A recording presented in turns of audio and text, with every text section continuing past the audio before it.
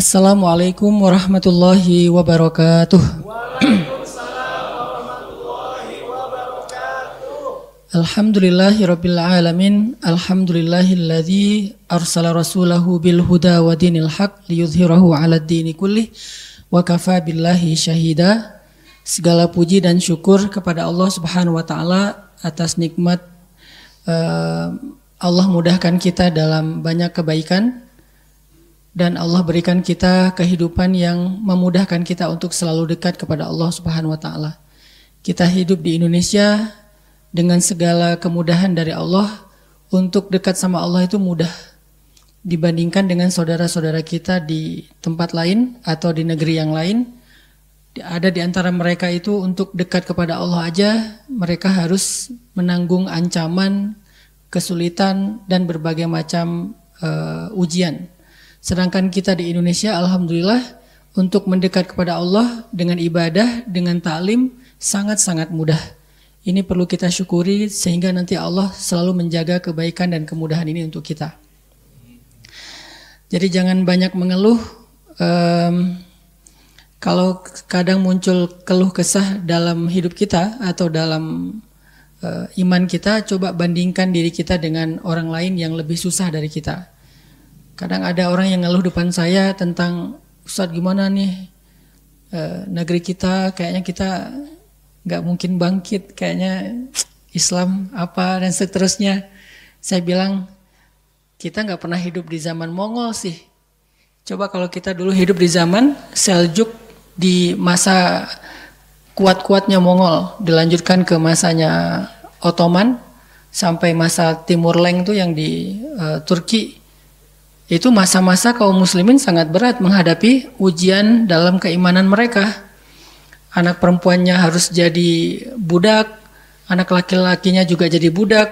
Mereka harus membayar pajak 50% dari hasil penghasilan mereka, baik pertanian, perkebunan dan seterusnya. Pokoknya berat aja. Tapi mereka nggak berputus asa. Pada akhirnya muncullah kemudahan dan kemenangan-kemenangan yang Allah berikan kepada mereka. Di antaranya misalnya kayak kejadian Saifuddin Qutuz, perang Ain Jalut ya. Ain Jalut, Saifuddin Qutuz, Allah berikan kemenangan, kemudian mudah sebentar, lalu terjadi lagi ujian, mudah lagi dan seterusnya.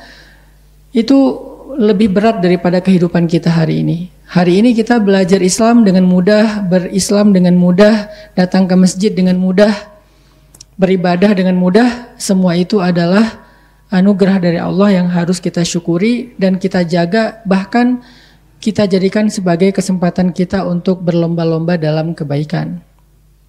Kemudian salawat dan salam kepada Rasulullah Sallallahu Alaihi Wasallam yang pastinya hubungan kita dengan beliau itu tidak akan pernah terputus sampai ke akhirat. Hari ketika hubungan suami istri, ayah dan anak itu terputus, ternyata hubungan dengan Rasulullah belum terputus karena masih ada syafaat Nabi. Yauma yafirrul mar'u min akhihi wa ummihi wa abihi wa sahibatihi wa banihi likulli imri'in minhum yauma idzin sya'nun yughnih. Hari ketika seorang anak lari dari ayahnya, lari dari istrinya, lari dari ibunya, lari dari anaknya, lari dari temannya. Pada hari itu semua orang sibuk sendiri-sendiri, cuman satu orang yang sibuk mengurus orang lain, yaitu Rasulullah Shallallahu Alaihi Wasallam. Jadi kalau kepada orang tua aja kita sangat berusaha menyenangkan dan berbakti, maka harusnya kepada Rasulullah lebih dari itu dengan cara salah satunya berselawat kepada Nabi. Jangan bakhil, jangan kikir untuk selawat. Karena kita nggak sadar selawat kita yang mudah banget itu ternyata akan berpengaruh sangat besar. Bahkan di dunia, apalagi nanti di akhirat. Man shalla alayya salatan, sallallahu alaihi ashran. Siapa yang berselawat kepadaku 1 kali, Allah berselawat untuknya 10 kali. Salawat Allah untuk seorang hamba artinya ampunan dosa dan rahmat. Jadi jangan remehin, kalau kita mendengar nama Nabi disebutkan, maka katakanlah Allahumma sholli ala Sayyidina Muhammad. Teman-teman yang dirahmati Allah Subhanahu wa taala, marilah kita renungkan beberapa ayat Al-Quran sebelum kita membahasnya dalam nasihat-nasihat yang mudah-mudahan menjadi booster iman. Pertama, firman Allah di dalam surat Al-Baqarah ayat 148. Allah Subhanahu wa taala berfirman, A'udzu billahi minasy syaithanir rajim. Bismillahirrahmanirrahim. Walikulli wijhatun huwa muwalliha fastabiqul khairat. Aynama takunu ya'ti bikumullahu jami'a. Innallaha ala kulli syai'in qadir. Surat Al-Baqarah 148. Kemudian di dalam surat Ali Imran 133 Allah Subhanahu wa taala berfirman, وَسَارِعُوا إِلَى مَغْفِرَةٍ مِّن رَّبِّكُمْ وَجَنَّةٍ عَرْضُهَا السَّمَاوَاتُ وَالْأَرْضُ أُعِدَّتْ لِلْمُتَّقِينَ. Di dalam surat Al-Qiyamah Allah juga berfirman, وَالسَّابِقُونَ السَّابِقُونَ أُولَئِكَ الْمُقَرَّبُونَ فِي جَنَّاتِ النَّعِيمِ ثُلَّةٌ مِّنَ الْأَوَّلِينَ وَقَلِيلٌ مِّنَ الْآخِرِينَ. Sadaqallahul azim. Teman-teman yang dirahmati Allah Subhanahu wa taala, seperti yang disampaikan tadi oleh Kak Buni dan Kak Dika, bahwa pembahasan kita pada malam ini tentang bagaimana cara kita untuk membooster iman kita.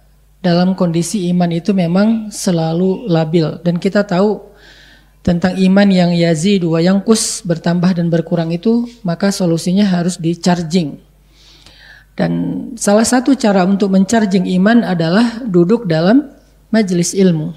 Majelis yang di dalamnya kita belajar iman, kita belajar ma'rifatullah, mengenal Allah, kita belajar, kalau bahasa saya yang paling gampang itu belajar melibatkan Allah dalam kehidupan kita.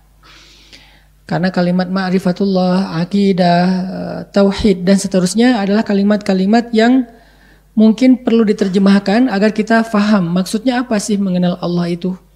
Apa maksud dari akidah dan tauhid? Apakah sekedar teori? Ternyata maksud dari akidah, tauhid, ma'rifatullah, rububiyah, uluhiyah, asma, sifat dan seterusnya, intinya satu, libatkan Allah dalam hidup kita. Karena kalau kita cuma tahu Allah tapi nggak dilibatin, itu belum ada akidah, belum ada akidah itu kayak akad, belum ada hubungan gitu, belum ada ikatan antara kita dengan Allah. Maka dalam majelis-majelis ilmu seperti ini, kita ingin ngecas iman kita dengan ayat-ayat, hadis-hadis, nasihat-nasihat dan hikmah-hikmah tentang Allah, tentang bagaimana kita memperlakukan Allah atau bermuamalah dengan Allah dalam kehidupan kita supaya iman kita bertambah lagi.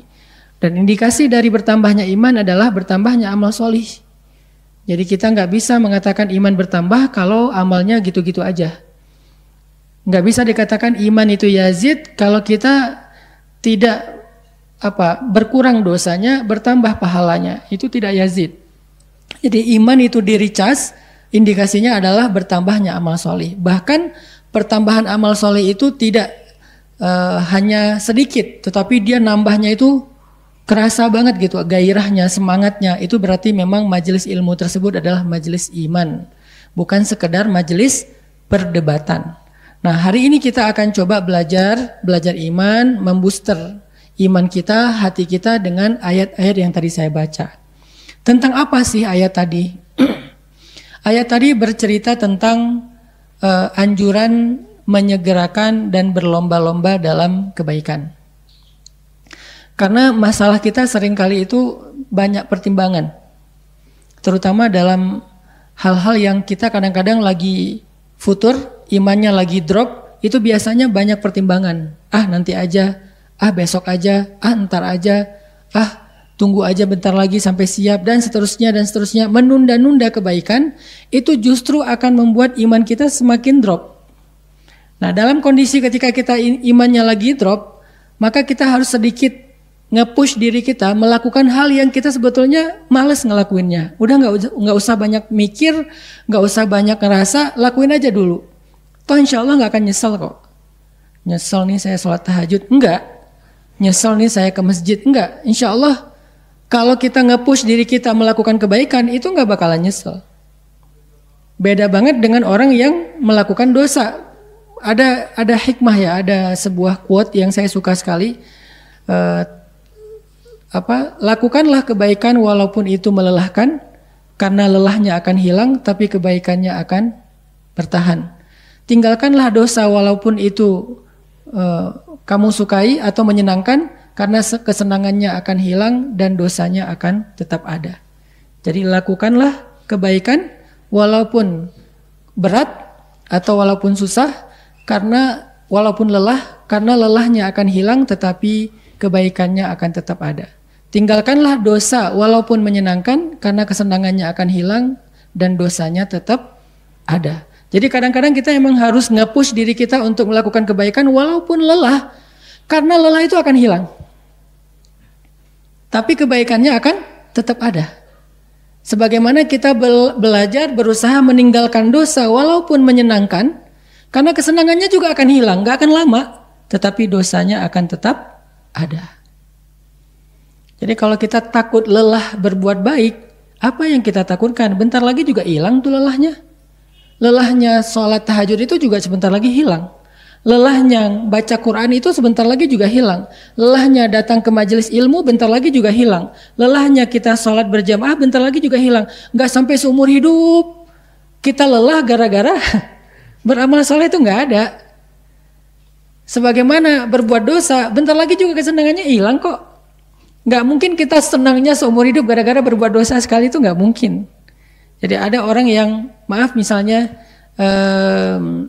dosa paling gampang, berbohong lah. Dosa yang paling gampang dilakukan itu berbohong misalnya. Hanya untuk sekedar mengalihkan isu atau menghindar dari sebuah pertanyaan atau apapun lah maksud kita untuk memudahkan urusan kita. Maka kemudahan itu akan hilang dalam waktu yang sekejap.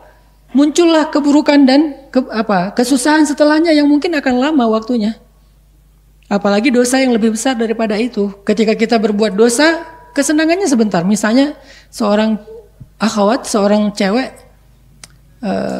dance di depan layar, posting di TikTok. Berapa lama sih dia akan menikmati itu? Nggak lama. Begitu viewsnya kecil, bergantilah kesenangan dance tadi dengan kekecewaan. Kok cuman segini sih, udah capek-capek ngedit, pakai filter berlapis-lapis, hasilnya gini doang gitu kan ya. Nah artinya tinggalkanlah dosa walaupun menyenangkan. Ini berlaku juga buat saya sendiri karena kita nggak mudah juga melakukannya semampu kita. Tinggalkanlah dosa walaupun itu menyenangkan, karena kesenangannya akan hilang dan dosanya akan tetap ada. Lakukanlah kebaikan walaupun itu melelahkan, karena lelahnya akan hilang sedangkan kebaikannya atau kebahagiaannya akan tetap ada. Ini quote yang saya suka sekali, saya sampai udah lama banget ya sampai lupa siapa sih yang ngomong kayak gini, kok hikmah sekali gitu. Maka malam ini saya pengen ngajak kita merenungkan ayat-ayat, hadis, kisah, nasihat tentang menyegerakan kebaikan dan berlomba-lomba dalam kebaikan, terutama saat kita dharra. Saat kita sedang susah, saat kita sedang dalam keadaan males, saat kita dalam keadaan mager, pengennya santai-santai aja, nggak mau ngelakuin apa-apa. Nah ini kita harus coba nge-push diri kita tanpa berpikir panjang, tanpa banyak pertimbangan, lakuin aja dulu. Selama itu masih wajar, insya Allah kita nggak akan nyesel. Ayatnya tadi yang pertama kita membaca di dalam surat Al-Baqarah ayat 148. Ayat ini sebetulnya lagi menyindir orang Yahudi yang suka sekali berdebat. Jadi orang Yahudi itu memperdebatkan tentang masalah kiblat. Dulu ketika kaum muslimin sholat menghadap kiblat yang sama dengan mereka, yaitu ke Masjidil Aqsa, mereka suka berdebat tentang mana agama yang benar. Kalau agama Islam yang benar, kenapa ikut-ikutan agama Yahudi?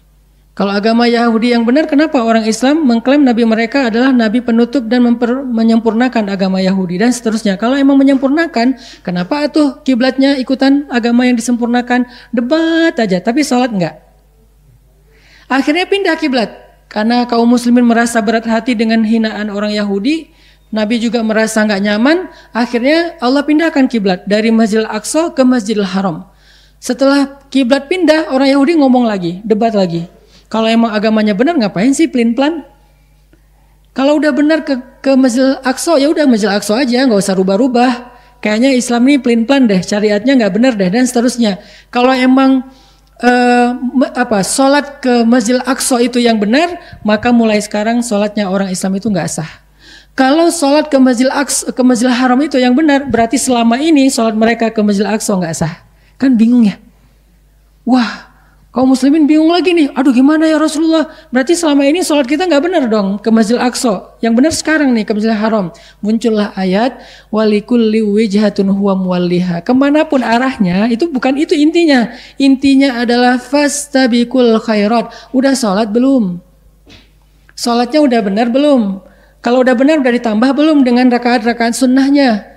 Udah ditambah belum dengan bacaan-bacaan yang lebih daripada sekedar 1 ayat 2 ayat?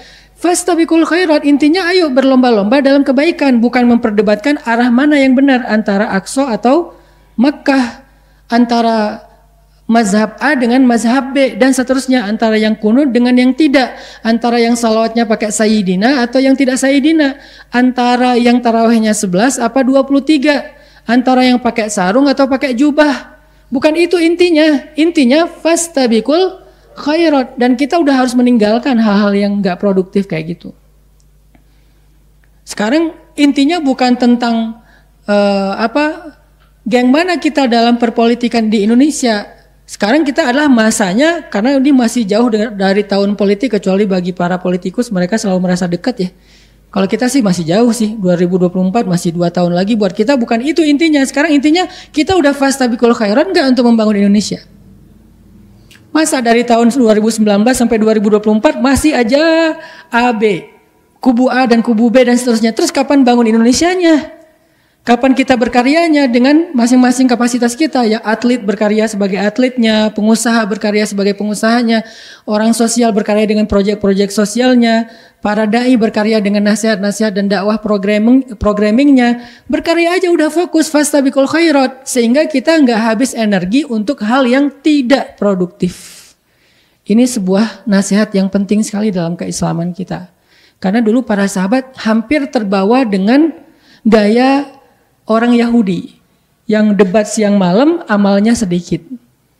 Sehingga Allah dan Rasulnya nggak rela kaum muslimin mengimpor budaya ini, budaya berdebat, budaya sibuk saling menyalahkan, tapi tidak beramal apa-apa. Muncullah ayat ini, walikulli wijhatun huwa muwalliha fastabiqul khairat aynama takunu ya'ti bikumullahu jami'a innallaha ala kulli syai'in qadir. Jadi udah nggak usah debat tentang mana arah yang paling benar. Dari manapun Allah Maha mendatangi kalian, Allah Maha menghitung amal kalian. Yang paling penting fastabiqul khairat.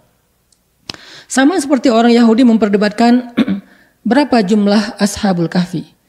Sayaquluna thalathatur rabi'uhum kalbuhum. Ada yang bilang 3, 4 dengan anjingnya. Wa yaquluna khamsatun sadisuhum kalbuhum rajman bil ghaib. Ada yang bilang 5, 6 dengan anjingnya, dengan cara nebak-nebak yang mereka enggak tahu. Wa yaquluna sab'atun wa thaminuhum kalbuhum. Ada yang mengatakan 7 dan 8 dengan anjingnya. Katakanlah Allah lebih tahu jumlahnya. فَلَا تُمَارِ فِيهِمْ إِلَّا مِرَاءً ظَاهِرًا وَلَا تَسْتَفْتِ فِيهِمْ مِنْهُمْ أَحَدًا. Janganlah kamu mendebat mereka tentang hal-hal yang tidak terlalu berdampak kepada amal solihmu. Dan janganlah kamu meladeni mereka tentang jumlah-jumlah yang kamu tidak tahu. Intinya janganlah tumari fihim illa mira'an zahira, kecuali yang hal-hal yang mungkin sederhana aja, nggak usah terlalu dalam. Yang tampak-tampak aja nggak usah terlalu diulik-ulik karena itu tidak berdampak kepada amal solih. Siapa nama anjingnya? Jenis apa? Kan anjing sekarang banyak ya peliharaan anjing tuh. Yang lucu-lucu yang kecil atau yang gede yang galak itu atau yang banyak bulunya. Jenis apa sih anjing Ashabul Kahfi? Nyari terus baca buku ini, cari di Google, cari di YouTube. Oh saya nemu nih. Di mana Ya'juj Ma'juj dikurung? Kan banyak tuh hal-hal kayak gini kan cukup kontroversi dan akhirnya jadi rame kan di sosmed nyari Ya'juj Ma'juj. Oh ada tuh yang katanya apa dinding dilihat oleh seorang turis terekam kamera kebuka pas kelihatan terus tutup lagi itu tuh Ya'juj Ma'juj. Ada yang bilang lagi temboknya Zulkarnain itu adalah tembok Cina. Wah, dengan beragam interpretasi yang tidak berdampak kepada amal solih. Akhirnya terjebak di dalam budaya orang Yahudi yang dikenal dengan istilah Israiliyat. Apa itu Israiliyat? Dongeng-dongeng orang Israel atau Bani Israel. Karena mereka suka dongeng. Nabi Sulaiman memiliki kalau nggak salah 1099 istri. Mendatangi satu persatu dalam satu malam semuanya. Saya nggak bisa ngebayangin. Ya udah jangan dibayangin. Mendatangi 99 istrinya dalam satu malam dan lupa bilang bismillah. Sehingga nggak ada yang jadi. Satu-satunya jadi setengah manusia setengah jin. Israiliyat udah. Dongeng orang Yahudi. Masa Nabi Sulaiman kayak gitu? Ini nggak pas untuk seorang nabi yang mulia. Tapi kan sensasi ya ceritanya. Nabi Yunus ketika dikeluarkan dari perut ikan nggak pakai apa-apa karena semua pakaiannya sudah rontok sehingga beliau dalam keadaan tidak berbusana. Ngapain kok ngebahas itunya Nabi Yunus? Yang dibahas di dalam Al-Quran itu bukan dalam keadaan apa Nabi Yunus dikeluarkan dari perut ikan, tapi doanya Nabi Yunus itu yang menggetarkan arasy sehingga yang menambah amal kita harusnya subhanaka inni kuntu minaz zalimin, itunya yang kita amalkan, bukan tentang bagaimana dikeluarkan dari perut ikan. Jenis ikannya apa? Apa megalodon? Dan seterusnya. Nah ini nih Israiliyat namanya teman-teman. Begitu juga dengan Nabi Daniel. Banyaklah. Sehingga kita di dalam ayat ini dianjurkan oleh Allah untuk fastabiqul khairat, berlomba-lomba aja dalam kebaikan. Jangan terlalu banyak menyibukkan diri dengan perdebatan. Nah, hari ini ketika kita udah hijrah, kita dihadapkan dengan sebuah fenomena tentang perdebatan mazhab. Walaupun itu bukan hal baru sebetulnya, udah lama banget. Cuman sering menghangat nih. Seiring munculnya gairah beragama, menghangat lagi nih hal yang kayak gini. Dan kita harusnya udah lebih moderat dan lebih mature lah dalam hijrah kita untuk tidak masuk dalam pusaran ini. Teman-teman akan jarang sekali melihat saya terlibat dalam perdebatan. Kenapa? Beberapa yang kita anggap perlu untuk kita respon dalam perdebatan di publik kita, sebetulnya itu hanyalah pengalihan isu. Kita sengaja diangkat-angkat terus tentang isu radikal, tentang masalah ini dan itu. Untuk apa? Supaya kita ngebahas ini aja. Karena sifat dari kita tuh kan memang senang ngebahas sesuatu ya. Bahas ini aja, jangan yang ini ya. Jangan penemuan sebuah tambang emas terbesar di dunia yang baru nih yang mau dikerjain itu jangan dibahas ya. Karena ini biarin aja senyap jalan. Yang ini aja yang dibahas. Mana yang radikal, mana yang gak radikal, mana mazhab ini, mana mazhab itu, mana yang masuk neraka, mana yang masuk surga. Kita sibuk gitu dengan teman kita, lo neraka lah, gue yang surga ya. Semua yang lain neraka kita doang. Itu tuh sebagiannya, nggak semuanya ya. Sebagiannya emang pengalihan isu dan kita terjebak di dalam hal itu. Opini publik yang dibangun. Walaupun kita anggap saya harus bela nih idealisme saya, ideologi saya. Ya nggak salah niat antum, spirit teman-teman tuh nggak salah. Tapi kita harus lihat ada agenda apa di belakangnya. Terus gimana dong kalau kayak gitu? Cukup sekali tapi jangan larut. Kalau bisa jangan berdebat, bentuknya edukasi. Kalau ada yang keliru ya kita edukasi, kita jelaskan mana yang benar, udah selesai. Tapi jangan diladeni debatnya. Kalau saya mau ngeladeni debat di komen, banyak yang kayaknya renyah banget untuk diladeni nih. Replay aja. Biasanya ketika saya replay, insya Allah teman-teman akan nge-replay balik, akhirnya itu penuh kan. Jadi berudul bawahnya kan ya, akhirnya dia delete sendiri. Bisa aja kayak gitu. Atau di akun orang akhirnya dia dimatiin komennya, bisa kayak gitu. Muncul sensasi, wah saya berhasil bikin dia akhirnya nggak nyaman matiin komen, saya berhasil neken dia. Buat apa? Ini namanya walikulli wijhatin huwa muwalliha. Yuk kita beramal aja, fastabiqul khairat.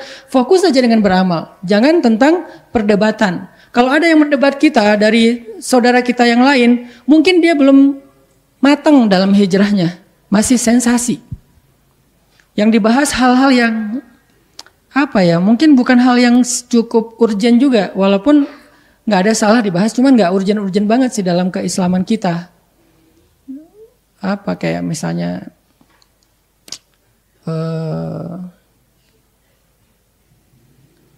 banyak banget lah, mungkin masalah-masalah sepele kayak memakai tasbih, hukum memakai tasbih, hukum apa, sampai kadang-kadang saya pernah baca, kok ini dibahas sih, ini sebetulnya apa sih untungnya ngebahas ini, ada yang kayak gitu-gitu. Nah kita nggak usah terlibat, kita fokus saja fastabiqul khairat. Setelah kita hijrah, kita jangan terbawa kepada arus perdebatan, sehingga mengukur idealisme seseorang itu dari sengitnya dia berdebat. Bukan itu indikasi seseorang itu idealis.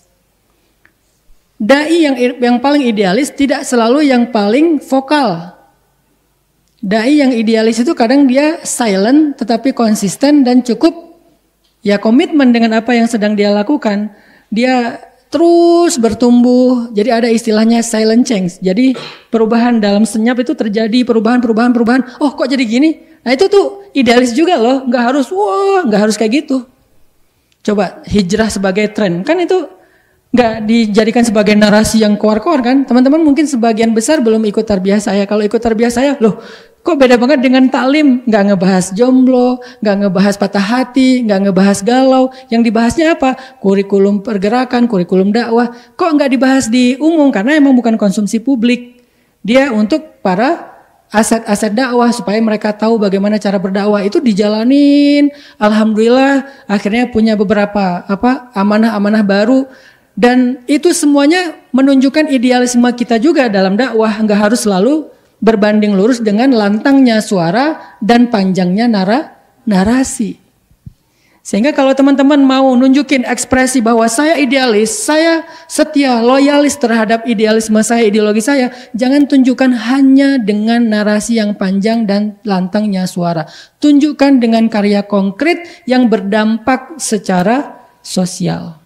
Apa dampaknya terhadap negara kita, terhadap bangsa kita, terhadap umat kita, terhadap masyarakat kita? Apa dampak antum hijrah itu apa?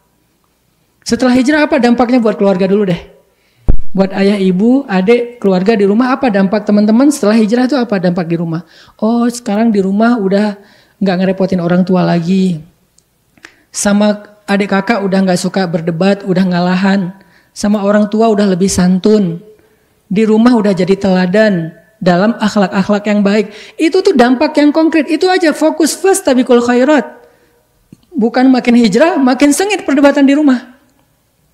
Nanti ibu hijrah, ayah hijrah, anak hijrah, udah jadi dewan perdebatan tuh, komunitas debat. Rumahnya rame aja di meja makan. Belum juga nyendok nasi, udah ini gak benar nih. Wah kata siapa? Allah berfirman. Masing-masing punya dalil kan.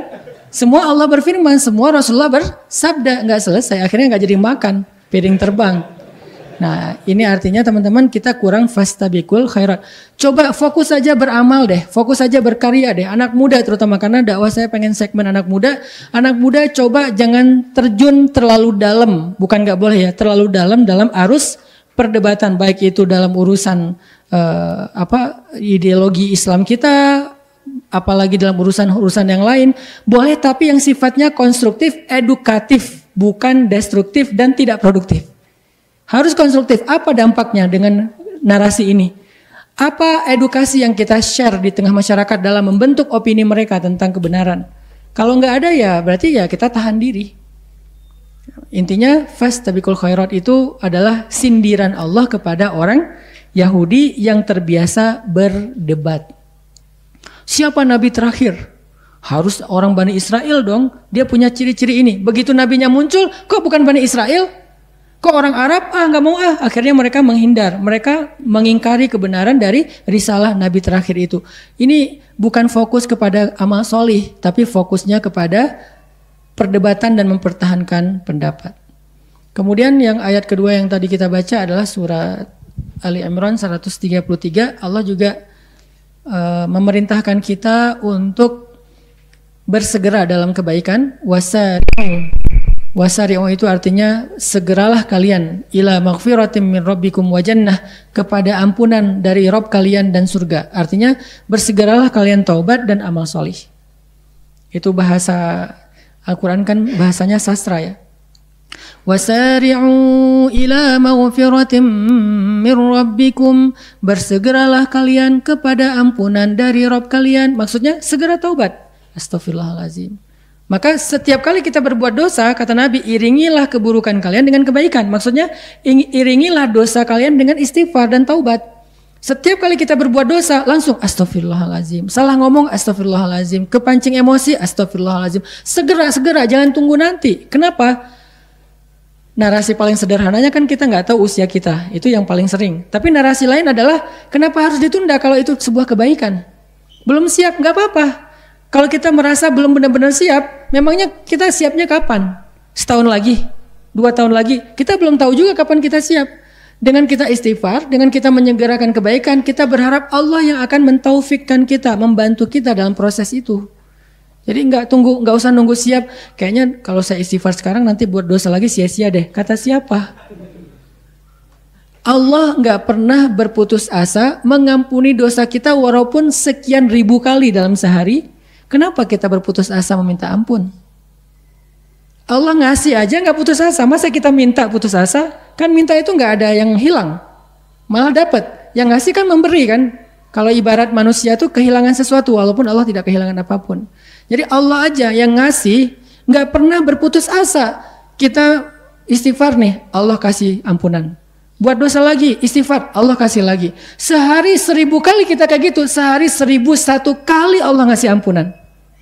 Terus apa masalah kita untuk nggak minta ampun? Nggak enak sama Allah. Allah aja enak.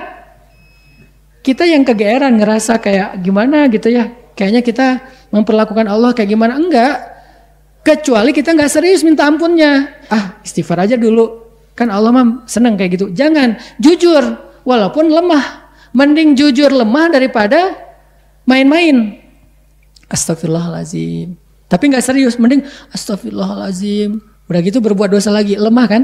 Astagfirullahalazim. Dosa lagi. Astagfirullah. Segitu-gitunya 1000 kali sehari. Allah tetap ampuni teman-teman. Dan yang dilihat adalah husnul khatimah, yang mana yang paling akhir. Makanya ada doa waj'al khaira a'mali khawatimah, ya Allah jadikanlah sebaik-baik amalku yang penutup. Makanya kata Allah wasari'u ila maghfiratim min rabbikum. Insyaallah kita lanjutkan setelah sholat Isya. Barakallahu fikum. Teman-teman yang dirahmati Allah Subhanahu wa taala, kita lanjutkan pembahasan tentang berlomba-lomba dalam kebaikan dan bersegera dalam kebaikan.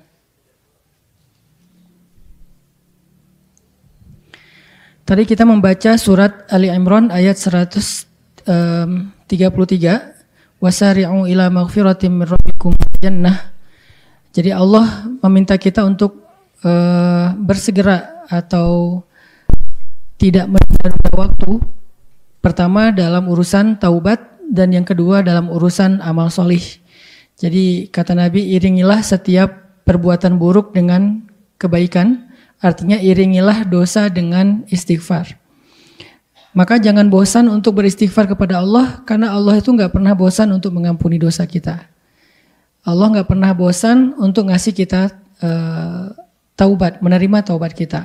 Allah gak pernah bosan untuk mendengar ucapan astaghfirullahalazim walaupun sehari 1000 kali setelah 1000 kali berbuat dosa. Allah gak pernah bosan. Jadi jangan sampai kita berputus asa dengan merasa tidak pantas untuk bertaubat dan beristighfar setelah sekian kali kita mengulangi kesalahan yang sama karena kelemahan kita, bukan karena kita mempermainkan Allah. Karena insya Allah kita nggak mungkin niat kita mempermainkan Allah. Yukhadi'una Allah walladzina amanu wa ma yakhda'una illa anfusahum. Jadi kalau kita mengelabui Allah, mempermainkan Allah, kita hanya mempermainkan diri kita sendiri. Nggak mungkin. Terus kalau kita ngelakuin dosa berulang kali gimana? Ya Mudah-mudahan itu bukan karena kita mempermainkan Allah, mudah-mudahan karena kita memang lemah. Berkali-kali kita tergelincir kepada dosa karena lemah, tapi setelah itu langsung iringi dengan istighfar lagi, iringi dengan taubat lagi. Karena yang paling Allah lihat adalah bukan prosesnya, nanti akhirnya. Mana akhirnya?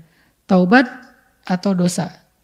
Kalau akhirnya adalah astaghfirullahalazim dan gak sempat melakukan dosa yang berikutnya, tetapi dia udah mengiringi dosa yang sebelumnya dengan istighfar, maka dia adalah orang yang memperoleh husnul khatimah. Ya setidaknya di akhir malam sebelum kita tidur, kita istighfar dulu. Ya Allah, hari ini saya banyak banget dosa.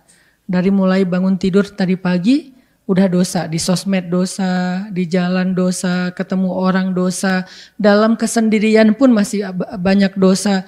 Ya Allah, ampunkanlah dosa saya hari ini. Istighfar sebelum tidur dengan istighfar yang jujur dan sungguh-sungguh. Walaupun kita gak yakin besok kita akan bersih. Dan kemungkinan besok kita kotor lagi, walaupun harapannya kotornya gak sekotor kemarin. Tapi bisa aja besok lebih kotor dari kemarin dan kita gak pernah tahu karena kelemahan kita. Setidaknya malam itu kita menutup malam dengan taubat, istighfar. Kalau malam itu adalah malam terakhir kita gak bangun lagi, Allahu a'lam apa yang terjadi, maka kita memperoleh husnul khatimah. Kan itu yang kita cari. Makanya kata Allah, wasari'u ila maghfiratin min rabbikum. Jangan ditunda-tunda. Toh gak ada ruginya juga kok kita mendahulukan kebaikan. Apa ruginya kalau kita segera beristighfar dan bertobat? Apa ruginya? Gak ada rugi.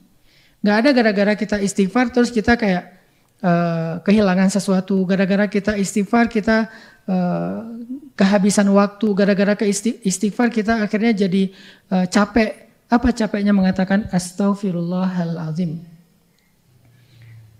Kalau Allah mau syariat istighfar itu dibikin panjang. Kayak Sayyidul Istighfar lah minimal ya. Allahumma anta rabbi la ilaha illa anta khalaqtani wa ana abduka wa ana ala ahdika wa wa'dika mastata'tu a'udzubika min syarri ma sana'tu abu'u laka bi ni'matika alayya wa abu'u bi dzambi faghfirli fa innahu la yaghfirudz dzunuba illa anta. Panjang. Kalau yang mau segini keren karena ini Sayyidul Istighfar, pemimpinnya istighfar. Kalau yang bisa hafal ini luar biasa ini kalimatnya. Tapi bagi yang gak mampu menghafal ini atau gak mungkin juga kita baca ini misalnya setiap berbuat dosa baca itu kayak panjang gitu ya. Bukan gak mungkin, agak berat mungkin bagi sebagian besar dari kita termasuk saya. Ada gak yang lebih ringan supaya kita gak menunda-nunda istighfar? Kayaknya gak cukup waktu Ustadz. Saya lagi hektik nih, saya lagi meeting nih. Saya lagi apa? Kan lagi meeting kayak salah ngomong misalnya kayak gak sengaja ngetawain temen. Masa Allahumma anta rabbi la ilaha illa anta khalaqtani wa ana abduka. Ngapain lo ngelamun? Ntar lagi istighfar. Jadi kayak panjang kan? Jadi text time gitu kan? Makanya ada yang lebih ringkas, lebih pendek, lebih mudah, lebih bisa dilakukan secara spontan. Ngetawain teman, salah nih, astagfirullahaladzim. Beres. Atau suuzon sama orang lain, cari muka nih, astagfirullahaladzim. Beres. Kan gitu kan ya? Gak perlu sampai yang tadi Allahumma yang panjang bisa menghabiskan misalnya sekian belas detik atau sekian puluh detik yang buat kita sekian puluh detik itu sesuatu yang berat mungkin. Maka ada yang ringan, astagfirullahaladzim. Terus ruginya di mana? Beratnya di mana? Untuk kita tunda nanti aja deh di akhir hari menjelang tidur. Nanti lagi. Toh gak rugi juga, astagfirullahaladzim. Astagfirullahaladzim. Wah gak benar, astagfirullahaladzim. Apaan sih? Astagfirullahaladzim. Terus aja gitu. Sehari entah berapa kali, Nabi aja yang gak punya dosa sehari 100 kali. Yang 100 kali itu gak harus kita tasbihin. Arti 100 kali dalam hadis tersebut artinya Nabi itu sering kali beristighfar walaupun beliau bukan orang yang berbuat dosa, maksum. Gimana kita? Berarti dari pagi udah biasain aja astagfirullahaladzim. Setiap kali kita ngerasa ada salah. Sekecil apapun. Lupa astagfirullahalazim. Karena tidaklah lupa itu wa ma ansanihu illa syaitanu an adzkurah. Biasanya sebabnya karena syaitan. Akhirnya bikin kita lupa terhadap satu kebaikan. Sama pasangan, sama anak, sama orang tua, sama siapapun di jalan, klakson kepanjangan, astagfirullahalazim. Apa mungkin sebel sama orang akhirnya disalip terus senggol dikit bagian belakang kendaraan, astagfirullahaladzim. Atau apalah Di jalan kan banyak banget dosa kita tuh. Sekarang orang kalau misalnya nggak kayak gitu, ya kejadian lah hal yang aneh kayak sekarang tuh. Gebukin orang di jalan lah, apalah, main hakim sendiri lah. Belum tentu juga itu begal, belum tentu juga itu tabrak lari. Bisa jadi itu adalah modus baru dan seterusnya. Ya udah, banyak-banyakin istighfar. Biasanya setelah istighfar Allah kasih kita tuma'ninatul qalb. Karena kenapa? Ala bidzikrillahi tatma'innal qulub. Bukankah dengan mengingat Allah hati jadi tenang? Biasanya kalau udah tenang, emosi lebih reda tuh. Istighfar. Aneh aja kita negara muslim terbesar di dunia, tapi kejadian-kejadian di jalan itu bikin kita malu dengan negara-negara non-muslim, tapi mereka lebih elegan, lebih baik perilakunya di jalan, nggak kayak kita. Minta maaf, ngasih respect ke orang lain yang ngasih jalan, ngasih jempol, kalau dia ngasih jalan buka kaca, makasih atau apa. Itu kan di luar orang udah biasa kayak gitu, jarang banget pakai klakson. Di kita kan klakson hobi ya. Kayaknya kalau sehari nggak pakai klakson rasanya gimana gitu ya. Kayak ada yang garing, apa yang kurang ya? Oh klakson. Kenapa klakson jadi hobi? Mungkin di kita klakson juga bisa jadi alat untuk silaturahmi. Tirit, klakson gitu kan, oke lah nggak apa-apa lah. Tapi kayak kadang-kadang jadi kepanjangan juga karena kebiasaan klakson atau main ngedim misalnya kayak gitu. Bukan ngedim lagi sih, itu mah udah nyemprot. Biar orang tahu kalau dia punya lampu yang LED. Dari tol itu jarak setengah kilo udah terang banget gitu, sampai kita juga jadi halu ya. Ini saya di mana, di negeri yang alam beda atau apa, masih di dunia enggak nih? Kan biasa kalau dipindah alam tuh tiba-tiba terang gitu kan. Wah ini kayak pindah alam, ternyata ada yang pakai lampu LED. Intinya sih banyaklah kesalahan kita dalam sehari teman-teman. Udah istighfar aja yang banyak. Salah ngomong, salah respon, salah apa. Istighfar. Wasayang. Kemudian wajannah. Wajannah itu artinya bersegera juga berbuat baik. Berbuat baik itu enggak susah. Kalau dalam bentuk ibadah, kata Nabi, kalimatan khafifatan 'alal lisan, saqilatan fil mizan, habibatan ilar rahman, subhanallahi wa bihamdih, subhanallahil azim. Ada dua kalimat sangat ringan diucapkan dengan lisan, tapi berat banget di timbangan kebaikan, dan Allah sangat menyukai kalimat itu. Allah yang Maha Rahman suka dengan kalimat itu. Apa? Subhanallahi wa bihamdih, subhanallahil azim. Kebalik nih, subhanallahil azim wa bihamdih, tetap dapat kebaikan yang luar biasa. Jadi cuman sekedar nih saya ngomongin kayak gini, teman-teman langsung komat kamit subhanallah wa bihamdi subhanallahil azim. Udah dapat. Ngapain nunggu nanti coba? Pada diam? Jangan diam, ngomong langsung subhanallah wa bihamdi ngapain? Oh iya. Ngapain sih kayak gitu? Udah aja langsung ngomongin subhanallah wa bihamdi subhanallahil azim. Kan bisa gitu ya. Itu artinya kita enggak spontan untuk wasari'u. Saya lagi bilang misalnya istighfar, udah langsung komat kamit, astagfirullah, astagfirullah. Tulisan kalau udah komat kamit, oh berarti itu wasari'un. Tapi kalau, oh gitu. Sampai beres kajian, jam 8:30, pulang ke rumah, jam 9, udah berapa jam tuh ditunda tuh. Itu maksud yang tadi langsung praktek. Jadi apa ya, call to actionnya itu ya langsung direspon. Jangan, oh Masya Allah ya, luar biasa. Mending sih ada kata Masya Allah, tapi bagus juga ya. Menarik nih kajian. Banyak kalimat narasi yang bisa seharusnya diganti dengan subhanallah wa bihamdi astagfirullahalazim, udah keganti tuh. Tapi kita menggunakan narasi yang lebih panjang, apalagi sampai muncul kalimat celaan dan seterusnya kalau kita di luar masjid. Astagfirullahalazim dan subhanakallah wa bihamdi subhanallahil azim. Dan banyak lagi kalimat-kalimat lain yang zikirnya ringan tetapi bernilai besar di sisi Allah. La haula wala quwata illa billah. Kata Nabi itu kayak kanzun. Kanzun itu kalau di kita itu barang tambang ya, kanzun itu. Sesuatu yang ditemukan dari bawah tanah itu namanya kanzun. Yang tersimpan, yang terkubur, yang harus dicari, susah dapatnya. Tapi kalau udah dapat berharga banget, mahal. Itu namanya kanzun. Siapa yang mau punya tambang? Saya punya cita-cita, seru ya kalau jadi pemilik tambang, jadi pengusaha tambang gitu kan. Tambang batu bara, tambang nikel, tambang apa, tambang ini, tambang itu, paling ininya tambang emas misalnya. Saya punya tambang, kan gaya tuh. Naiknya Range Rover. Biasanya kan pemilik tambang naik itu tuh. Kalau kita pengen jadi pemilik tambang, ada caranya apa? La haula wala quwata illa billah, itu tambang. Di mana tambangnya? Kata Nabi, kalimat itu Allah simpan di bawah arasy. Itu kalimat yang Allah simpan di bawah arasy. Dan gak sembarangan orang dapat itu. Artinya kalau kita pengen punya satu tambang di bawah arasy Allah langsung. Agak ini ya. Agak la haula ya. La haula wala quwata illa billah. Kaget gitu. Kalau kita, apa tadi teh? Tambang. Kalau kita pengen punya tambang di bawah arasy, maka caranya ucapkanlah la haula wala quwata illa billah.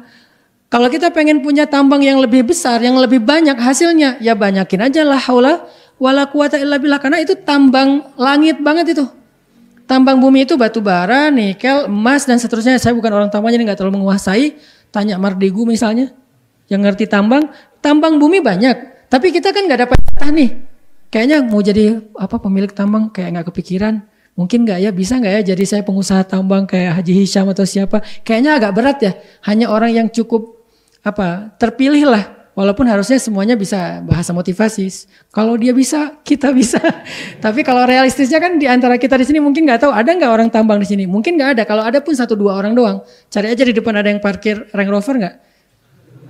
Nggak ada Ustaz ya, berarti kita nggak ada yang punya tambang. Tapi mau nggak punya tambang yang lebih baik daripada di bumi? Tambangnya di langit, persis di bawah arasy. La haula wala quwata illa billah. Apa untungnya Ustaz punya tambang itu? Ya seperti untungnya punya tambang di bumi, lebih untung lagi punya tambang di langit. Coba kalau orang punya tambang gimana? Saya pernah di Palembang tuh. Ada satu muslim di Palembang, saya nggak usah sebutin namanya. Beliau punya rumah 4, maaf ya. Memang mungkin beliau adil dan ridho, istrinya 4. Harus prolog dulu yang panjang biar gak salah paham. Rumahnya 4 itu di jalan besarnya Palembang, itu rumahnya tuh kayak istana, jajar 4. Saya pas lewat saya nanya, ini kantor apa, ini gedung apa, kayak tower gitu, kayak mall gitu kan. Oh enggak Ustaz, ini rumah pribadi, ada 4, seragam lagi. Satu gerbang gitu kan, kayak komplek yang megah banget, rumahnya kayak istana. Saya bilang punya siapa? Punya Haji Fulan. Beliau punya sawit, ukuran lahan sawitnya tuh kayak udah seukuran 1 kabupaten. Masya Allah ya. Berarti orang kalau punya sawit, punya batu bara, punya nikel, punya emas, hidupnya enak banget. Punya pesawat pribadi, punya airport pribadi, punya mobil berjejer tuh di hanggar pesawatnya. Bisa nggak ya kayak gitu? Bisa. Punya tambang akhirat, punya tambang langit. Pastinya kita akan punya privilege yang lebih dari itu. Kan ini privilege bumi nih, dimudahin di sana sini. Itu ada privilege langit loh dari Allah. Itu maksud Nabi bilang dengan analogi tambang. Jadi kata Nabi, la haula wala quwata illa billah kanzun, harta yang terpendam itu namanya tambang yang ada di bawah arasy. Mudah banget loh caranya. Tapi banyak orang yang nggak mau. Mulai sekarang jadilah pemilik tambang. Sehari berapa kali kita menggali, memproduksi. Ya banyakin aja la haula wala quwata illa billah. Terus nanti dapat apa? Nanti dapat privilege ketika kita membutuhkannya. Dalam masalah kita, dalam musibah kita, dalam ujian kita. Kok saya beda sama yang lain, dapat ujian lama, saya cepat. Yang lain ditangguhkan, saya didahulukan. Yang lain mungkin hina, saya dimuliakan. Yang lain ini dan saya terus. Itu kenapa? Karena Allah kasih privilege karena kita punya tambang. Fulan, Haji Hanan, tambangnya di bawah arasy. Bukan di Sulawesi, di Kalimantan, di Sumatera. Bukan di Papua, di Halmahera. Di bawah arasy coba. Kalau di sana aja kita gaya, apalagi di bawah arasy. Dan terkenalnya bukan di bumi, terkenalnya di langit. Tuh yang pemilik tambang di bawah arasy itu tuh, yang paling gede tuh. Kan arasy lebih luas daripada langit-langit dan bumi. Bahkan lebih luas daripada surga-surga. Di mana surga-surga lebih luas daripada langit dan bumi. Luas banget udah jangan berpikir kalau semuanya kayak gitu Ustaz udah sempit dong tambangnya. Kata siapa? Emang tambang di arasy itu, tambang di langit itu seperti di bumi yang kecil. Tambang di bumi yang kalau kita dilihat di peta itu setitik doang, ternyata di Papua segede itu udah bikin orang dapat privilege hidup seluar biasa ya. Gimana tambang di langit? Belum ke Afrika, belum ke Arab dengan tambang minyaknya. Ini nggak ada apa-apanya. Bumi itu dilihat dari luar angkasa setitik. Dia Arsy itu tambahnya lebih gede. Yakin teman-teman bakalan dapat privilege di dunia dan di akhirat. Yang paling kita butuhin sebetulnya nanti di akhirat. Begitu bangkit dari kubur, bangkit sebagai pemilik tambang. Mau bangkit sebagai pemilik tambang? Beda bangkitnya. Ya. Kalau yang nggak punya tambang, ngeringkuk aja ya. Dah miskin ya. Kalau pemilik tambang kan pede. Walaupun nggak tahu sih. Yang pasti dia bangkit sebagai orang kaya. Dia bangkit sebagai orang yang punya bekal. Yang pasti dapat privilege dari Allah. Makanya jangan remehin la haula wala quwata illa billah. Ada kan kisah tentang seorang sahabat yang ditawan sama musuh, bebasnya gara-gara la haula wala quwata illa billah. Ayah ibunya orang miskin. Musuh minta tebusan terhadap anaknya yang ditawan, kalau enggak akan dibunuh besok. Maka ayah ibunya datang ke Rasulullah minta solusi, kata Nabi, banyakin la haula wala quwata illa billah. Mereka beriman, bilang, ya Rasul anak saya ditawan, bukan enggak mau beribadah. Tapi mereka tahu bahwa yang dikasih Nabi itu pasti berefek dalam hidupnya di dunia dan di akhirat. Kata Nabi banyakin la haula wala quwata illa billah. Pulang, semangat nih si ayahnya. Ibunya di rumah nungguin. Gimana Pak? Pak, ya bahasa Arab lah pokoknya. Gimana Pak udah ketemu Rasul? Udah gitu kan. Oh dapat ini enggak? Dapat tebusan enggak? Dapat. Lebih baik daripada tebusan. Apa? La haula wala quwata illa billah. Coba kalau istrinya di zaman kita dapat kayak gitu. Gak usah istri dulu dong. Kita aja dapat nasihat dari ustadz kayak gitu, kita pasti dalam hati ngomong, ya tahu sih, tapi yang saya butuhkan sekarang duit, bukan la haula wala quwata illa billah, kan gitu ya. Itulah yang membedakan kita dengan mereka, makanya kita gak pernah ngelihat keajaiban.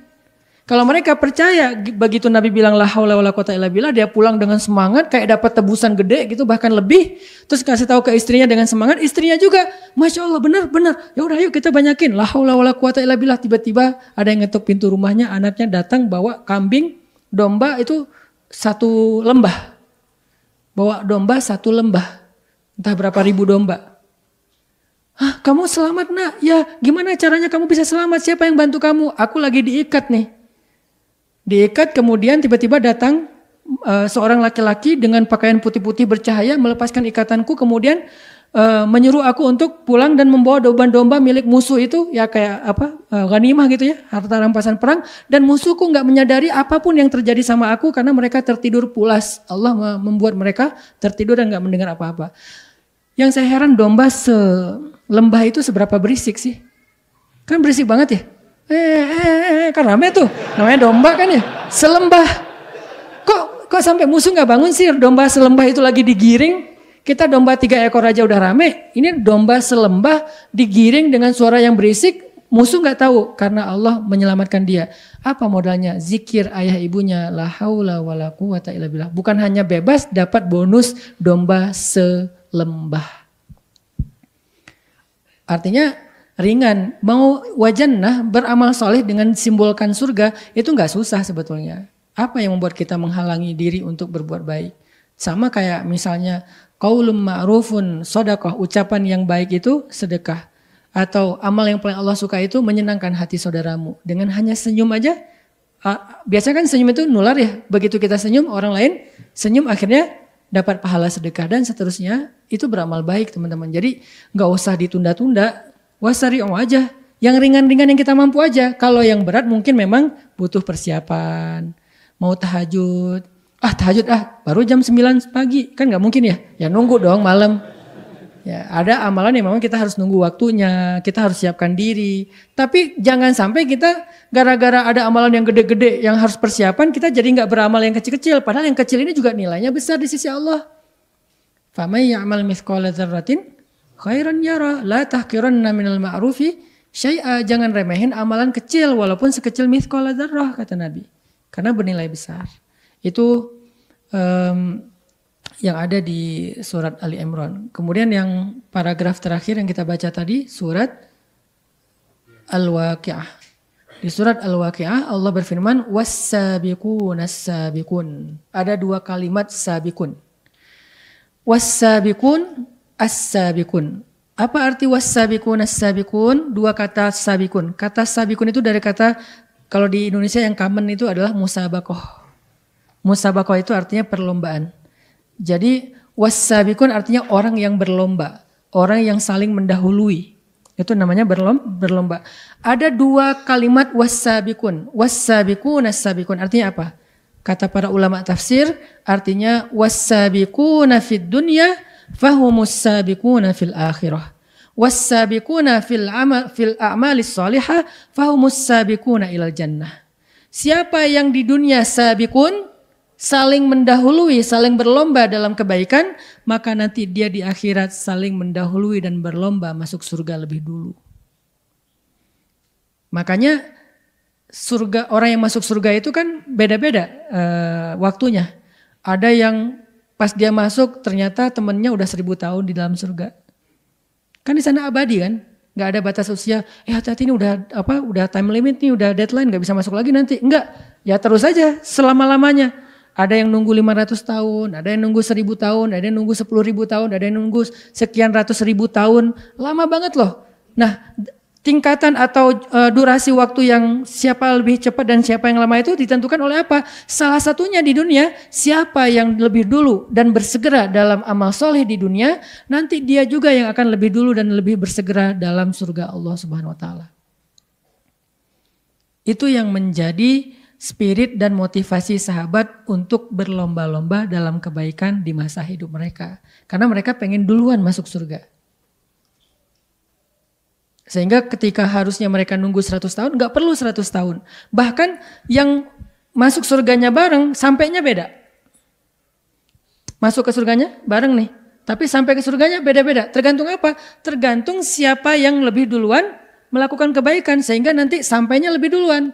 Kayak gimana bentuknya? Di sirat. Kata Nabi ada orang yang melintasi sirat seperti kilat. Cepat. Baru berkedip udah sampai ke surga. Padahal sirat itu membentang dari bumi sampai ke surga. Bumi yang saya maksud bukan bumi sekarang. Tapi ardul mahsyar. Bumi mahsyar. Kalau sekarang belum ada mahsyar. Yang ada surga. Mahsyar nanti dibentuk lagi setelah kiamat. Sangkakala pertama hancur semuanya. Lalu Allah kumpulkan lagi semuanya menjadi satu bumi saja, nggak ada lagi planet-planet, hanya satu bumi saja, namanya Ardul Mahsyar. Kalau yang sekarang namanya Ardud Dunya. Ard jadi bahasa Inggris Earth. Benar nggak sih Ustaz? Nggak tahu sih, kayak mirip aja gitu. Jadi Ardud Dunya dirubah menjadi Ardul Mahsyar. Yang disebut dengan istilah apa? Yauma tubaddalul ardu ghairal ardi.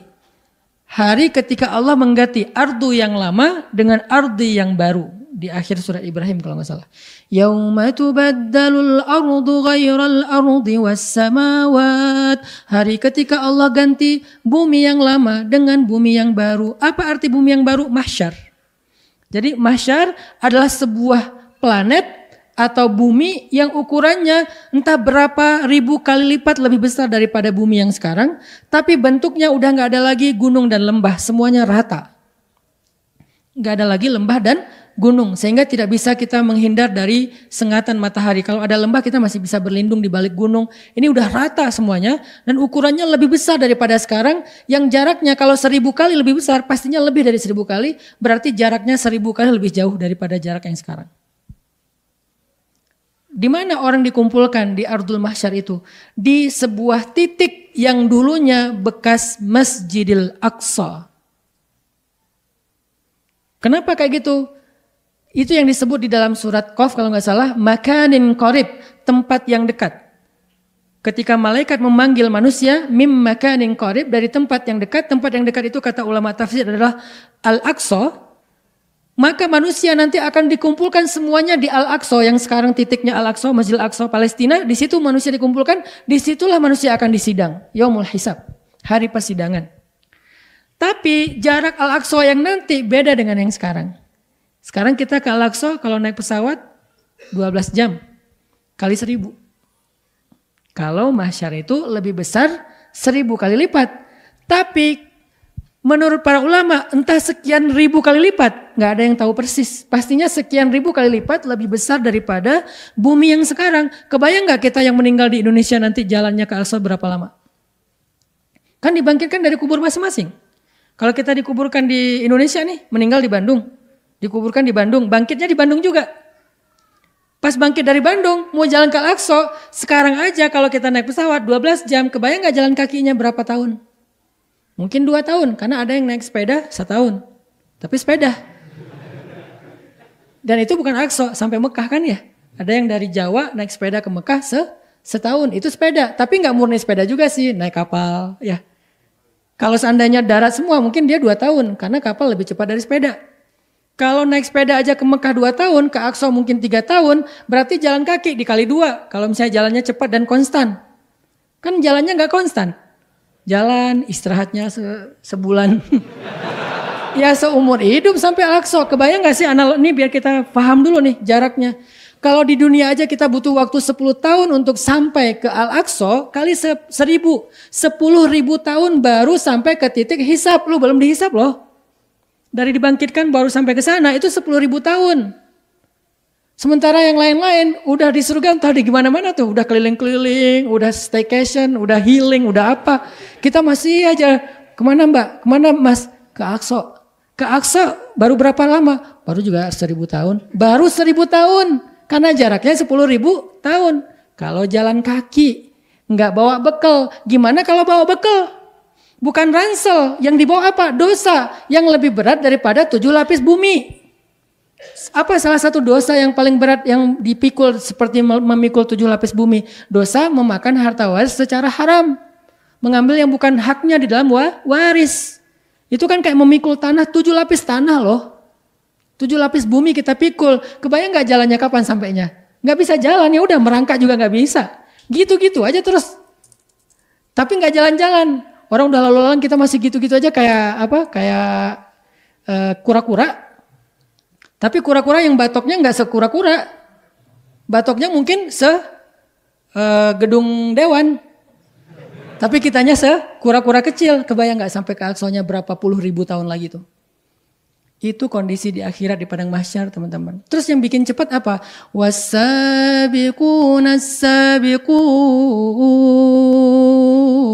Orang yang di dunia sabiqun, nanti di padang mahsyar sabiqun. Lebih dulu. Ninggalin yang lain. Cepat. Karena hari itu kita gak sempat mikirin yang lain. Mikirin diri sendiri dulu. Kalau udah selamat baru mikirin yang lain. Biasanya udah masuk surga, keluar lagi tuh. Mana saudara saya? Mana orang tua saya? Mana pasangan saya? Oh lupa meninggalnya jomblo misalnya. Ya udah deh, mana sahabat saya deh gitu ya. Maaf ya. Insya Allah nanti di sana ada pasangan kok. Mana pasangan saya, mana anak saya, mana sahabat yang ikut taklim bareng dengan saya. Baru mikirin yang lain, tapi udah masuk surga dulu. Beda sama Nabi. Nabi gak masuk surga dulu beliau, walaupun jatah beliau lebih duluan dan kunci surga ada di tangan beliau. Tapi beliau stay di mahsyar. Kita nyelamatin diri dulu, udah nyelamatin baru balik lagi. Kata Allah dia ada di sini, dia ada di sini. Kita cari, lalu kita selamatkan dengan seizin Allah baru masuk bareng. Makanya sabikun di dunia, biar nanti kita sabikun di akhirat. Mulai dari padang mahsyar udah sabikun. Enggak lagi butuh waktu 10.000 tahun. Itu pun kalau mahsyar itu 1.000 kali lipat dari bumi. Yang kemungkinan kayaknya lebih dari 1.000 kali lipat. Itu pun kalau kita jalan kaki tanpa beban. Kemungkinan besar kita bawa beban. Bebannya apa ya? Beban-beban dosa di atas pundak kita. Dosa-dosa besar yang kita belum taubat dengan taubatan nasuha. Mikul beban jalan ke sana. Dan perjalanannya nggak kayak di dunia, banyak pit stop. Yang di dunia kita bisa transit, yang di dunia kita bisa numpang, nginap di hotel, nginap di rumah teman dan seterusnya. Nggak ada tempat pemberhentian, jalan terus dan nggak ada bekal, nggak bisa minum, nggak bisa makan dalam keadaan lapar dan haus. Kebayang nggak tenaganya kayak gimana? Lemah banget. Benar-benar hari yang sangat susah hari itu tuh. Hari yang sangat susah. Nggak ada kesusahan di dunia yang setara dengan kesusahan di akhirat, nggak ada. Sesusah-susahnya hidup di dunia itu mah receh dibandingkan kesusahan di akhirat. Sehingga apa yang bisa bikin kita nanti mudah? Wasabiqun as-sabiqun. Itulah yang difahami sahabat, makanya mereka berlomba-lomba dalam kebaikan. Itu baru sampai ke Aqsa, titik makanin qarib untuk hisab. Dihisab di Aqsa, hisabnya juga beda-beda.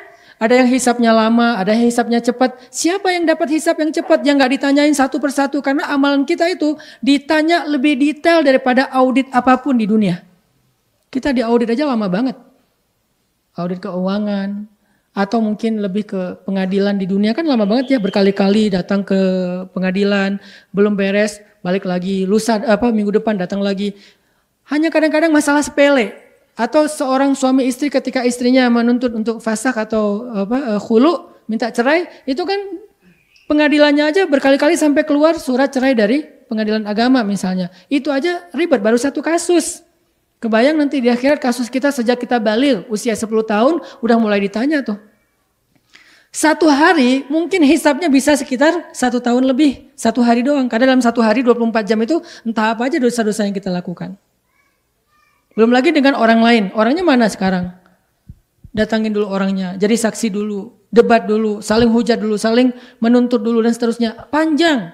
Terus siapa yang dimudahin hisabnya? Sehingga gak perlu pengadilan sepanjang itu dan langsung diputuskan dia bebas.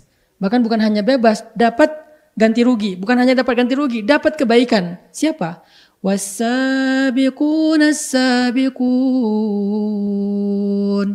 Di dunia penentuannya.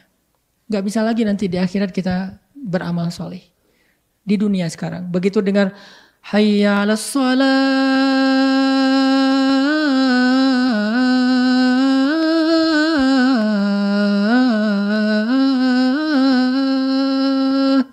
Wudu, langsung jalan ke masjid.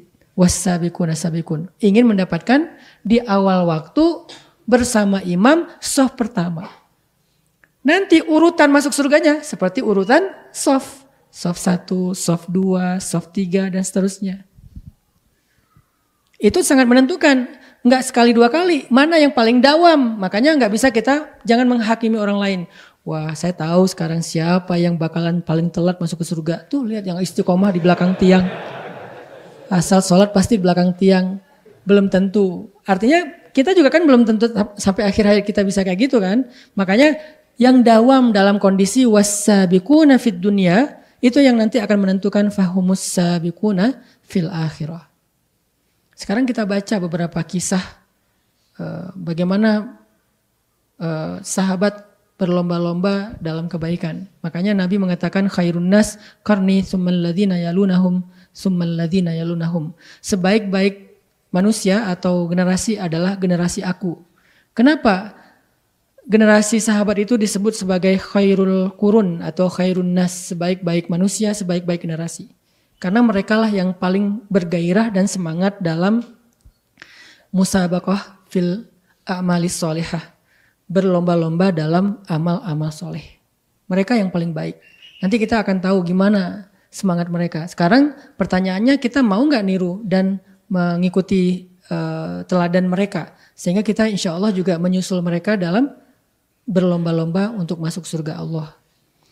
Misalnya perlombaan para sahabat, ini ada contohnya adalah dalam berinfak di jalan Allah. Amarana Rasulullah sallallahu alaihi wasallam an natasaddaq wa wafaqa dzalika malan indi faqultu al-yaum asbiqu Aba Bakrin. Umar mengatakan, jadi Umar itu dari dulu pengen banget ngalahin Abu Bakar. Jadi enggak ada kata-kata itu mah Abu Bakar, saya enggak akan mungkin ngalahin Abu Bakar. Itu kita, itu mah Rasul, itu mah Abu Bakar, itu mah Umar. Kalau sahabat semangatnya enggak kayak gitu, bukan itu mah, saya mah harus bisa ngalahin Abu Bakar. Saya harus bisa mendahului Abu Bakar. Itu semangat fastabiqul khairat. Beda sama semangat menyerah. Itu mah Abu Bakar gak mungkin ngalahin Abu Bakar. Masalahnya bukan siapa menang siapa kalah. Mau gak berlomba? Karena berlomba itu setidaknya walaupun kita kalah, kita lebih cepat daripada gak berlomba kan. Kita berenang sendiri nih. Kan santai tuh. Bisa jadi gini-gini tapi gak pindah-pindah. Loh kok masih di sini sih? Karena gak berlomba, saking santainya nih. Begitu datang teman kita kan pengen nunjukin, gua udah lama loh belajar berenang kan gitu ya. Wah, walaupun heboh gitu kan, setidaknya lebih heboh daripada sendiri. Mudah-mudahan lebih cepat daripada ketika kita sendiri. Jadi jangan berputus asa duluan, kayaknya gak mungkin ngalahin Abu Bakar. Bukan itu intinya. Semangat berlomba itulah yang membuat kita lebih baik daripada kita sendiri. Umar mengatakan, saya ingin banget mengalahkan Abu Bakar. Sehingga ketika suatu hari amarona Rasulullah menyuruh kami untuk bersedekah, maka aku merasa udah siap nih, aku punya harta, setengah dari hartaku akan aku sedekahkan di jalan dakwah, Terus Umar mengatakan dalam hatinya membatin, al-yaum asbiku Abu Bakar. Hari ini aku akan mengalahkan Abu Bakar.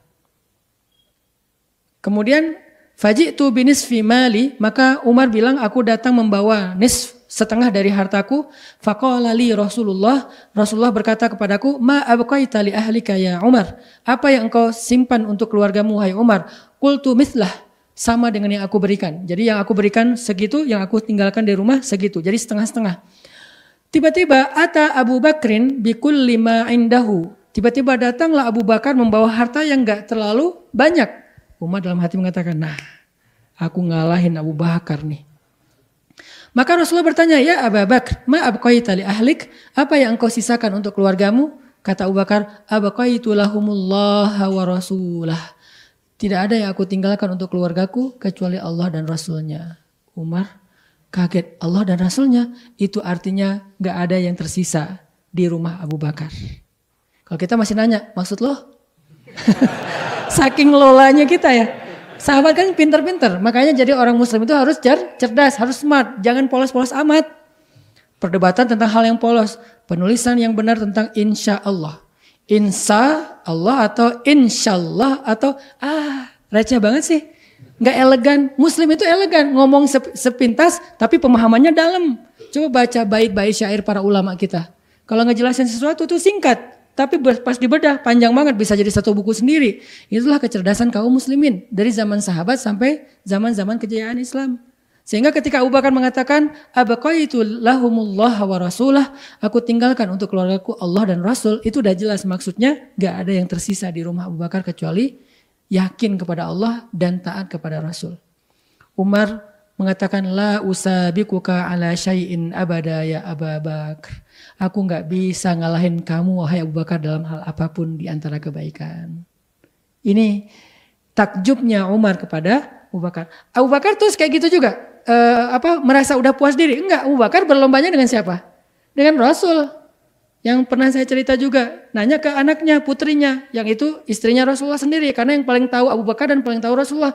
Dia sebagai anaknya Abu Bakar, istrinya Rasulullah. Ya Aisyah, wahai anakku Aisyah, kamu kan bisa ngebandingin amalan Rasulullah sama amalan ayah nih. Kira-kira ada amalan Rasulullah apa yang ayah belum lakuin? Dipikir-pikir sama Aisyah. Artinya kan udah hampir semua dilakuin tuh. Kalau kita nggak perlu mikir banyak. Kalau Aisyah kan mikir apa ya. Berarti kan Abu Bakar hampir sama Rasulullah. Sampai Aisyah aja harus mikir kan. Oh ada, Rasulullah selalu ngasih makan seorang pengemis tua yang buta yang ada di ujung pasar. Itu yang Abu Bakar nggak tahu. Yang lain seolah-olah udah semuanya dilakukan sama Abu Bakar. Ini namanya fastabiqul khairat. Walaupun pada akhirnya Abu Bakar juga sadar nggak akan pernah bisa ngalahin Rasulullah, setidaknya dalam urusan kelembutan dan kasih sayangnya Rasul. Walaupun sama-sama ngasih makan, beda lembutnya. Abu Bakar nggak di rotinya nggak direndam dulu, nggak dihancurin dulu, langsung ngasih aja sampai orang keselak. Rasulullah rotinya karena ini orang tua udah ompong, ya direndam dulu sama air, dihancurin yang lembut, dikasih madu, disuapin sama orangnya tinggal telan. Abu Bakar, Pak ini. Orangnya, oh, kamu siapa? Saya orang yang biasa. Enggak, beda. Apa bedanya? Orang yang sebelum kamu itu lembut. Dia kalau ngasih itu rotinya udah hancur, udah lembut. Saya tinggal nelen. Kamu. Tahu nggak siapa bapak orang yang biasa itu? Orang yang biasa itulah Rasulullah. Baru orang yang nangis karena selama ini orang itu ternyata selalu mencela orang yang di depannya yang ngasih dia makan. Coba bayangin kita digituin. Udah dicampur macam-macam ya. Ya ini Pak, silakan Pak, mudah-mudahan tenang di alam sana. Karena kita sebel kan, Rasulullah kan gak gitu. Ternyata Abu Bakar akhirnya paham, oh gak bisa ngalahin Rasulullah, saking istimewanya Rasul. Tapi apakah Abu Bakar mengatakan itu di awal untuk tidak berlomba? Enggak, tahu gak mungkin ngalahin Rasul. Umar tahu gak mungkin ngalahin Abu Bakar. Begitu juga sahabiat tahu gak mungkin ngalahin Sayyidah Khadijah, Sayyidah Aisyah, gak mungkin. Tapi mereka gak bilang itu sebagai sebuah excuse untuk tidak berlomba. Akhirnya mereka bawa setengah harta saya, Abu Bakar bawa sedikit, tapi seluruh hartanya kalah. Semangat lagi dalam beramal soleh dan seterusnya kayak gitu. Nah kemudian contoh yang lain adalah suatu hari Rasulullah SAW sedang duduk bersama dengan para sahabat. Nih pagi-pagi nih, inilah keseharian Nabi. Nabi itu gak banyak ceramah teman-teman. Jarang ada tablik akbar di zaman Nabi itu jarang. Apalagi sampai full 1 tahun tabligh akbar keliling Hijaz. Jadwal tabligh akbar Rasul sudah penuh. Kalau mau waiting list tahun depan hubungi manajemen Rasulullah. Nggak ada. Terus Nabi ngapain? Dakwah Nabi itu daily life. Sehari-hari beliau tuh ya dakwah semua. Nggak ada khusus di majelis ilmu doang gitu. Jadi jangan sampai kita memahami bahwa yang namanya dakwah itu gini nih. Dakwah kayak gini hanya salah satu instrumen dalam dakwah. Dakwah yang real adalah yang ada di dalam kehidupan kita sehari-hari bahkan di luar masjid. Apa dampak kita terhadap lingkungan? Itu dakwahnya. Nabi lagi nongkrong barengan sahabat nanya, "Man asbaha minkumul yauma shaiman?" Siapa di antara kalian yang pagi ini sudah berpuasa, dalam keadaan berpuasa? Sahabat berdiri, salah satunya Abu Bakar mengatakan, "Ana ya Rasulullah." Yang lain juga bilang, "Ana ya Rasulullah." Kemudian Nabi nanya lagi, "Faman tabi'a minkumul yauma janazatan?" Siapa yang hari ini sudah mengikuti jenazah, mengiringi jenazah, ngangkut jenazah, kemudian menguburkan jenazah. Sahabat gantian yang berdiri, tapi ada satu orang yang berdiri lagi yaitu Abu Bakar mengatakan, "Ana ya Rasulullah." Nabi nanya lagi, "Faman at'ama minkumul yauma miskinan?" Siapa di antara kalian yang hari ini sudah ngasih makan orang miskin? Sahabat bergantian yang bangun. Abu Bakar bangun lagi, "Ana ya Rasulullah." "Faman 'ada minkumul yauma maridhan?" Siapa di antara kalian yang hari ini sudah menjenguk orang sakit? Sahabat bergantian lagi yang berdiri. Abu Bakar berdiri lagi, "Ana ya Rasulullah." Setiap Nabi menanyakan, mengabsen amal soleh mereka di pagi itu di waktu duha, mungkin jam 9, jam 10, jam 11 sebelum zuhur. Nabi nanya, sahabat angkat tangan bergiliran kecuali satu orang yang terus angkat tangan, dia adalah Abu Bakar As-Siddiq radhiyallahu anhu. Sehingga Nabi tersenyum mengatakan, "Majtama'na fi imri'in illa dakhalal jannah." Tidaklah semua amal itu ada pada kehidupan seseorang dalam satu hari kecuali dia masuk surga. Semuanya pada ngelirik ke Abu Bakar, merasa takjub dan cemburu. Akhirnya besoknya pagi-pagi rame tuh, nggak ada lagi yang nongkrong. Semuanya sibuk. Kalau ini kan nongkrong nih, ketemu Rasul. Mereka pikir ketemu Rasul itu udah selesai. Abu Bakar ketemu Rasul setelah berbagai macam amalan dilakukan dari sejak habis subuh. Mereka ketemu Rasul mungkin cuma satu amalan. Besoknya tongkrongan Rasul nggak kayak kemarin lagi. Udah pada sibuk. Wah heboh sahabat. Habis subuh udah keluar masjid. Wah amal solehnya macam-macam. Mana jenazah? Mana jenazah? Mana orang mana orang sakit? Mana orang miskin? Wah heboh lah. Mereka nyari apa? Jenazah, nyari orang miskin, nyari orang sakit. Kayak kita nyari konsumen. Kayak kita nyari objek buat bisnis. Mereka nyari mana jenazah, mana orang sakit, mana orang miskin, mana anak yatim. Sibuk sahabat. Kayak gitulah suasana Madinah di zaman Nabi ya teman-teman di pagi hari. Suasana kita hening. Habis subuh pada sakinah.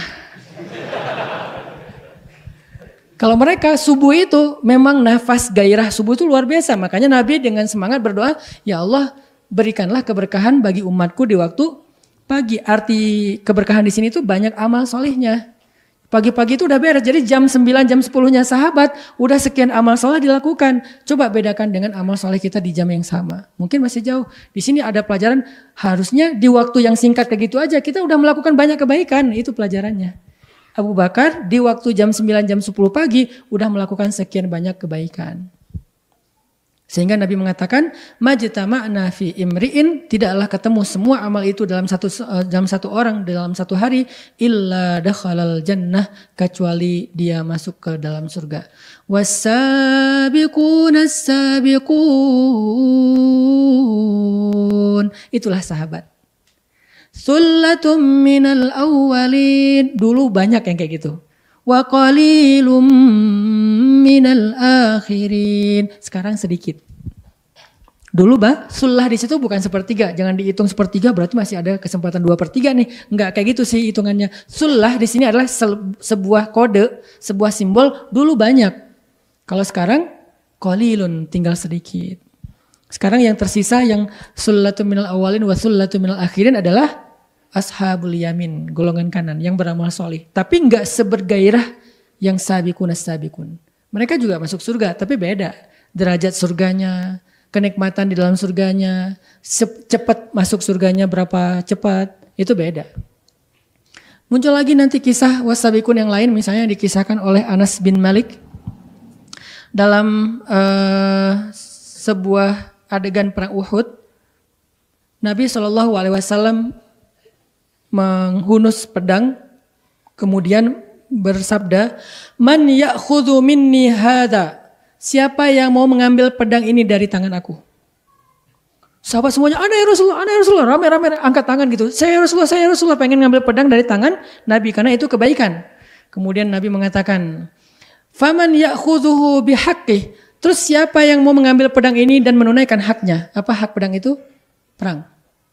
Menebas musuh lebih dulu daripada yang lain. Jadi dia masuk duluan ke tengah-tengah musuh. Turunin tangan satu-satu. Jadi yang tadi, "Oh no ya Rasulullah," kayak, wah gua berani. Wah. Pas kata Nabi, "Faman ya'khudhuhu bihaqqi?" Siapa yang mau menunaikan hak pedang ini? Maka kemudian sahabat mulai menurunkan tangan mereka satu persatu, saling noleh kanan kiri. Muncullah seorang sahabat yang bernama Simak ibnu Kharsyah Abu Dujanah. Dia mengatakan, "Ana akhudhuhu bihaqqi." Aku yang akan menunaikan haknya pedang itu ya Rasulullah. Rasulullah memberikan dengan senyum, dan kemudian Simak bin Kharsyah Abu Dujanah ini berangkat menunaikan hak pedang tersebut dan kemudian menyerang kaum musyrikin. Dia mendapatkan doa Nabi. Dia termasuk yang sabiquna fil jannah, yang mendahului yang lain dalam surga. Kisah yang kedua tentang masalah berlomba-lomba itu juga terjadi sama sahabat dalam perang Uhud, namanya Amr bin Jamuh. Mungkin sebagian teman-teman pernah dengar nama ini, Amr bin Jamuh. Amr bin Jamuh ini udah tua banget, terus kakinya pincang. Artinya nggak bisa jalan cepat apalagi lari. Dan mereka bukan sedang dalam kegiatan mau Car Free Day. Mereka bukan lagi mau ke mall. Kita kadang-kadang bawa orang tua ke mall juga kayak mikir-mikir ya. Nanti kapan beresnya, turun dari mobil pelan-pelan, masuk ke lobi mall pelan-pelan, mau naik tangga nggak bisa, harus nunggu liftnya ngantri, kan gitu kan? Mikirin orang tua ke mall, apalagi mikirin orang tua ke Car Free Day, mikirin ke lapangan mau olahraga, susah bawa orang tua. Ini bukan Car Free Day, bukan olahraga, bukan mall, ini mau perang Uhud. Amr bin Jamuh punya anak laki-laki 4 yang juga ikut berperang dalam perang Uhud. Dia bilang ke Rasulullah, "Saya ingin ikut berjihad bersama Rasulullah." Anaknya ngumpul sama ayahnya bilang, "Ayah, biar kami wakili ayah. Ayah gak usah ikut. Ayah kan gak mampu. Kaki ayah pincang. Ayah udah kakek-kakek. Gak perlu juga untuk berjihad karena ayah dianggap orang yang punya uzur. Biar kami yang mewakili ayah." Apa kata Amr bin Jamuh? "Kalian pikir cuman kalian yang pengen masuk surga lebih dulu? Kalau kalian berangkat, kalian syahid, kalian masuk surga lebih dulu daripada ayah. Ayah nganggur di dunia." Bahasa dia, apakah ayah akan tua dalam keadaan tidak ngapa-ngapain? Bahasa kita, nganggur di sini sendiri, kalian masuk surga duluan. Enak aja kata Amr bin Jamuh, "Ayah jangan ikut, ditahan-tahan sama anaknya." Akhirnya dia ngadu ke Rasulullah, "Ya Rasulullah, anak saya menahan saya dari untuk masuk surga." "Kaifa dzalik? Gimana maksud kamu wahai Amr bin Jamuh? Saya pengen berjihad, pengen membela agama Allah, pengen membela negara Islam, malah ditahan-tahan sama anak saya dengan alasan kaki saya pincang. Emangnya yang masuk surga hanya yang sehat-sehat aja?" Wah, luar biasa nih semangatnya. Akhirnya Rasulullah mengizinkan beliau dan beliau mendapatkan apa yang beliau inginkan, syahid di dalam perang Uhud. Terkenallah Amr bin Jamuh sebagai salah satu di antara thullatum minal awwalin, orang yang wassabiqun as-sabiqun. Dalam konteks sekarang, alhamdulillah. Kenapa saya bilang alhamdulillah nggak ada perang di Indonesia? Karena kalau ada perang belum tentu kita sanggup kan. Jangan merasa, "Kok alhamdulillah sih Ustaz, saya kan pengen berjihad." Bentar dulu. Sebelum berjihad tanya dulu, sholat berjamaah di masjid udah konsisten belum? Nggak usah jauh-jauh jihad perang segala macam ya. Sholat di masjid. Kalau sakit kita beralasan nggak? Hujan, nggak enak badan, baru pulang kerja, mau keluar lagi habis ini, ada Zoom, ada segala macam ya. Kan di dunia dalam urusan sholat berjamaah aja kita udah banyak uzur loh. Gimana mau perang? Jadi nggak usah yang aneh-aneh dulu deh. Karena bisa jadi kita termasuk orang yang na'udzubillah, la taqulu ma la taf'alun. Janganlah kalian mengatakan yang kalian sendiri nggak sanggup nanti ketika Allah turunkan perintahnya. Jangan macam-macam. Udah sholat berjamaah dulu. Terus naik lagi levelnya. Setelah sholat berjamaah apa? Dakwah. Udah mau belum terlibat dalam dakwah? Jangan-jangan kita ashabul a'adzar. Orang yang banyak excuse. "Ustadz maaf gak bisa ikut. Ustadz maaf gak bisa join. Insya Allah saya ikut mendoakan. Insya Allah saya support di lain waktu." Itu aja udah banyak uzur. Padahal disuruh berdakwah. Yang gak perlu berkorban dengan harta dan nyawa. Cuman waktu doang mungkin atau tenaga. Kalaupun harta gak sampai kayak Abu Bakar dan Umar. Cuman sebagian kecil. Artinya kalau kita mau belajar dari Amr bin Jamuh, belajar dari Umar bin Khattab, belajar dari sahabat-sahabat yang disebutkan namanya tadi, coba praktekkan dalam konteks kehidupan kita dulu aja. Sebergairah itu enggak kita dalam kebaikan. Mulai dari ibadah sama dakwah. Ibadah, dakwah. Terutama buat laki-laki. Karena kalau perempuan ibadah udah nggak dituntut lagi dakwah. Kalau dia dakwah dia bonus. Laki-laki ibadah nggak mau berdakwah itu ada semacam pertanyaan dari Allah. Bagaimana nasib agama yang diwariskan Nabi kepada kalian? Kenapa kita ditanya Ustadz? Karena kita umat Muhammad, bukan umat Nabi Isa. Umat Nabi Isa tidak punya tanggung jawab dakwah. Umat Nabi Musa tidak punya tanggung jawab dakwah. Itulah yang membedakan mereka dengan kita. Kita punya tanggung jawab dakwah. Laki-laki itu semuanya sama. Mukmin punya tanggung jawab dakwah yang diwariskan dari nabinya. Itulah yang membuat mereka lebih mulia daripada umat-umat sebelum kita. Memangnya kita mulia hanya gara-gara kita umat Nabi Muhammad? Bukan. Kita umat Nabi Muhammad yang mewarisi tugas Nabi Muhammad, yaitu dakwah. Itu yang membuat kita mulia. Sehingga kalau kita nggak punya kontribusi peran di dalam dakwah, kayaknya kita ada yang miss deh dalam diri kita, dalam hidup kita. Laki-laki itu nggak boleh melepaskan diri dari kaitan dakwah, karena nggak ada satupun sahabat yang tidak terlibat dalam dakwah Nabi, nggak ada satupun kecuali orang munafik. Yang tadi saya baca di surat Al-Fat. Sayaqulu lakal mukhallafuna minal a'rabi syaghalatna amwaluna wa ahluna fastaghfir lana. Orang-orang munafik dari Arab Badui berkata kepadamu, kami sedang banyak urusan, kami sibuk dengan harta kami, usaha kami, kerjaan kami, anak kami, keluarga kami ada yang sakit, mintalah ampun kepada Allah untuk kami. Itu namanya ashabul a'zar, orang yang banyak excuse untuk tidak mau terlibat dalam dakwah. Siapa mereka di dalam Al-Quran? Munafikun. Yang bilang amanna tapi tidak mau terlibat. Bilangnya kami beriman, tapi nggak mau terlibat dalam dakwah agama Allah. Gimana cara kami terlibat Ustadz? Kami bukan penceramah, emang sejak kapan dakwah itu artinya ceramah? Saya sangat tidak setuju kalau dakwah itu diartikan hanya ceramah. Ceramah cuma salah satu instrumen dakwah yang kecil. Dakwah itu kalau bahasa saya, memprogram perubahan, itulah dakwah. Saya jarang ceramah, di Bandung aja ceramah saya sebulan cuma 2 kali. Yang Rabu malam yang kayak sekarang nih. Ada nggak ceramah saya yang di masjid-masjid yang lain? Nggak ada. Banyak masjid yang undang saya se-Bandung Raya, bahkan se-Indonesia. Kenapa saya jarang menerima jadwal? Karena saya sudah menghabiskan banyak waktu siang dan malam itu untuk memprogram. Akhirnya muncullah tren hijrah, akhirnya muncullah pesantren, akhirnya muncullah sekolah rimba, muncullah berbagai macam kegiatan-kegiatan untuk perubahan. Kita bikin program sama teman-teman geng motor, kita bikin program sama teman-teman bobotoh viking sebelum pandemi ya. Gara-gara pandemi kan off lagi tuh, mulai lagi dari awal sekarang. Kita bikin program teman-teman, di sini ada sahabat kita juga, Kang Niko dari BFC. Kita bikin program dari semua komunitas anak muda, memprogram perubahan. Itulah kesibukan saya sehari-hari. Jadi kalau ada yang nanya susah banget ngundang Ustaz Ranan, emang susah karena saya ngasih slot jadwal ceramah sebulan cuma 2 kali. Khutbah Jumat nggak ada. Cari masjid mana yang saya setiap Jumat khutbah. Jarang banget. Cuman masjid ini doang karena hak tetangga. Masjid lain ada nggak khutbah Jumat? Dulu tahun 2015 ke belakang, setiap Jumat saya pasti ada khutbah Jumat. Kenapa sekarang nggak ada lagi Ustadz? Satu, saya ngerasa udah kebanyakan ceramah, jarang diceramahin. Saya pengen Jumat itu waktunya saya dinasehatin. Saya dengar khutbah, walaupun awal-awal ada ujian. Nggak gitu sih ayatnya. Ini ujian Pak Ustadz kali ya. Nggak gitu, aduh gregetan nih. Udah turun aja biar gantian. Kadang-kadang ada gitunya sih, muncul wasawisus syaiton ya. Tapi lama-lama kan jadi makin menundukkan untuk menundukkan ego tuh. Karena Ustadz ini kebanyakan ngomong, jarang diomongin. Nah sekarang saya pengen diomongin nih. Kadang-kadang pas datang, loh kok yang diomongin saya banget? Seolah-olah dia tahu masalah saya.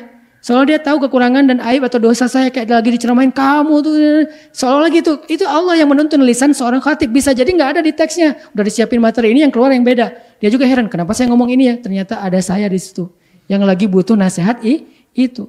Nggak ada lagi khutbah Jumat saya udah berapa tahun dari 2015. Jarang banget. Paling kalau tahun ini cuma ada di sini. Sama di Al-Latif udah. Yang lain nggak ada. Kenapa nggak dengar ya tadi? Terus ceramah nggak ada juga. Ngapain Ustaz sehari-hari kayak sibuk banget Ustaz setiap hari? Ya tadi memprogram perubahan. Jadi kalau arti dakwah itu memprogram perubahan, berarti semua kita bisa berdakwah. Karena perubahan itu tidak terjadi hanya dengan ceramah dan tabligh akbar. Jangankan perubahan yang besar, perubahan kecil aja kadang-kadang nggak bisa dilakukan lewat tabligh akbar loh. Contoh, dalam sebuah tabligh akbar, seorang mubalik bilang, jamaah tolong sebelum pulang bawa sampahnya masing-masing. Lupa. Ya, udah gitu ceramah panjang lebar, lupa pas pulang tinggal sampahnya. Itu aja susah. Baru sampah sendiri nih, belum mengurus sampah kota Bandung kan. Makanya saya tidak akan mengisi ceramah kecuali ceramah itu ada hubungannya dengan program perubahan. Misalnya kita bikin tabligh akbar yang di dalamnya ada aktivasi program. Kayak dulu waktu di sini pertama kan kita bikin program sedekah sampah kan. Yang insya Allah nanti akan kita lakukan lagi setelah pandemi ini udah beres, kita akan program lagi sedekah sampah. Harus dari masjid. Kenapa? Banyak program-program yang baik tentang sosial lingkungan itu munculnya bukan dari masjid. Kita selalu mengklaim rahmatan lil alamin, padahal masjid itu sumber kebaikan. Kenapa bukan dari masjid sumbernya? Sampah itu harus jadi solusinya dari masjid. Ya kita udah coba dulu. Sedekah sampah kita bisa dikonversi lewat kita kasih ke bank sampah, bisa dapat 6 juta, 3 juta, 5 juta. Dan uang itu kita berikan lagi buat pemulung, buat program dakwah apa, segala macam. Nggak akan ke siapa-siapa, balik lagi untuk masyarakat. Lewat sampah doang kita bisa mengkonversi teman-teman per bulan, hampir 6 juta loh tiap bulan lewat sampah doang loh. Dan itu baru 2 jenis sampah dulu kan, plastik sama kardus. Belum 36 jenis sampah seperti di Jepang loh yang kampung zero waste itu. Belum sampah organik yang dikonversi menjadi pupuk segala macam. Kemudian nanti ada farming. Kemudian anak muda yang farming itu bisa memunculkan produk-produk yang organik. Produk organik itu kemudian memunculkan ekonomi yang lebih bagus. Kemudian hasil ekonomi itu dibalikin lagi buat dakwah. Itu memprogram. Sehingga kalau arti dakwah itu memprogram perubahan, kalian semuanya punya peluang yang sama untuk terlibat dalam dakwah dengan skill, potensi, dan interest kalian masing-masing. Saya bagian yang kayak gini, mengkonsep, membangun langkah-langkah strategis, memprogram, tapi saya nggak bisa jalan sendiri. Makanya di Pemuda Hijrah muncullah orang media. Kak Buni, sejak beliau hijrah, dulu beliau berpikir, kalau hijrah berarti dengar taklim. Saya bilang ke Kak Buni, nggak bisa berhenti didengar taklim Kak Buni. Kak Buni punya potensi, dulu nge-MC di radio, jadi penyiar, dulu nge-MC di TV, jadi host, sekarang coba nge-MC buat dakwah, biar dakwah ini menarik. Sehingga nanti muncul inspirasi, akhirnya dakwah-dakwah sejak Kak Buni muncul di panggung dakwah, akhirnya kan tabligh akbar dimanapun pakai MC yang profesional ya. Nggak seadanya yang kaku. Kita mulai dengan pembacaan Al-Quran yang akan dibacakan, udah ketinggalan. Sekarang modelnya gaya-gaya MC atau host yang memang lebih renyah, lebih seru. Udah jadi tren kan? Sampai kita bawa DJ pun, orang mikir DJ di dakwah. Bukan mau gini-gini. DJ di dakwah itu cuma mau mengiringi lagu Indonesia Raya. Kan ada musiknya tuh Indonesia Raya teh. Tapi Indonesia Raya gak akan bilang Indonesia, gak digituin sih. Ya Indonesia Raya aja seperti biasa. Cuman saya gak pakai ya dari YouTube, pakai DJ. Yang penting DJ ikut. Akhirnya yuk kita berdiri lagu Indonesia Raya. Setiap acara tabligh akbar saya pasti dimulai dengan menyanyikan lagu Indonesia Raya kecuali di dalam masjid. Berdiri semuanya, DJ masuk. Tang tarang, Indonesia dan seterusnya. Itu peran DJ-nya, cuman untuk nyanyi lagu Indonesia Raya. Setelah itu udah selesai dia. Tapi dia dengar nasihat, dia ikut sholat isya berjamaah. Akhirnya dia bilang, baru sekarang saya sholat setelah sekian puluh tahun saya gak sholat katanya. Ustadz ajak saya lagi, gak apa-apa. Walaupun cuma lagu Indonesia Raya aja saya juga gak apa-apa. Yang penting saya bawa piringan itu, yang tadi saya pakai untuk maksiat, sekarang pakai buat untuk dakwah, untuk nasionalisme. Bagi yang mengambil fikih, musik itu boleh dan saya mengambil mazhab itu. Karena musiknya untuk lagu Indonesia Raya, bukan untuk lagu Alan Walker. Kayak gitu-gitu bawa siapa lagi? Pemain skateboard. Kok ada dulu kan sebelum 2015 kayaknya nggak ada hubungannya antara skateboarder dengan dakwah. Sampai kita munculkan Pevi Permana, akhirnya dia hafal surat Ar-Rahman di bol pas lagi latihan skate. Sambil dengerin Ar-Rahmannya saya sampai hafal surat Ar-Rahman. Akhirnya terhubungkanlah skateboard dengan dakwah. Terhubungkanlah surfing dengan dakwah. Terhubungkanlah olahraga anak muda ini dengan dakwah. Sampai parkour, break dancer. Terhubung dengan dakwah. Di mana mereka menjadi make up dakwah. Selama tidak melanggar syariat sebagai mazhab ya, sebagaimana mazhab yang saya yakini. Saya konsultasi juga dengan kakak kelas saya Ustadz Awalul Zikri. Doktor di bidang fikih perbandingan mazhab Al-Azhar. Saya tinggal nelfon Ustadz Awalul Zikri, Bang, ini gimana nih? Boleh? Oh ya, kasih dong dalilnya. Oh ini dalilnya, oh aman, jalan. Ada yang ngawal, nggak asal-asal bikin apa yang dibilang di bid'ah, enggak. Di belakang kita juga ada ulama yang expert di bidangnya. Saya nggak expert di bidang fikih, saya lebih fokusnya di bidang dakwah, memprogramming. Mereka kalau mau ngomong dakwah nanya ke saya, Dr. Ustadz Amri Fatmi. Beliau expert di bidang akidah filsafat. Doktor akidah filsafat cum laude Al-Azhar. Tapi tidak interest terhadap program dakwah. Pas kemarin mau bikin movement di Aceh, ngajak saya, Ustadz kasih kita masukan. Datang saya bikin, memprogramming. Tabligh akbar cuma 2 kali. Tapi pertemuan untuk memprogramming itu full 3 hari 2 malam tuh. Tidur jam 2 malam. Diposting nggak diposting karena bukan untuk konsumsi publik. Pertemuan bikin program ini cara bikin yang ini coret 3 hari 2 malam beres. Tabligh akbar cuma 2 kali apa 3 kali. Itu yang saya lakukan sehingga yang terlibat dalam dakwah bukan cuma ulama, bukan cuma penceramah, semua teman-teman bisa terlibat dalam dakwah. Sekarang pertanyaannya, ada nggak rasa tanggung jawab itu dalam hati kita? Saya pengen terlibat dalam dakwah. Kenapa? Saya umat Nabi Muhammad. Beda sama umat Nabi yang lain. Umat Nabi yang lain tuntutannya cuman sami'na wa ata'na untuk beribadah. Umat Nabi Muhammad risalah. Itu yang membuat kita lebih dulu masuk surga daripada umat yang lain.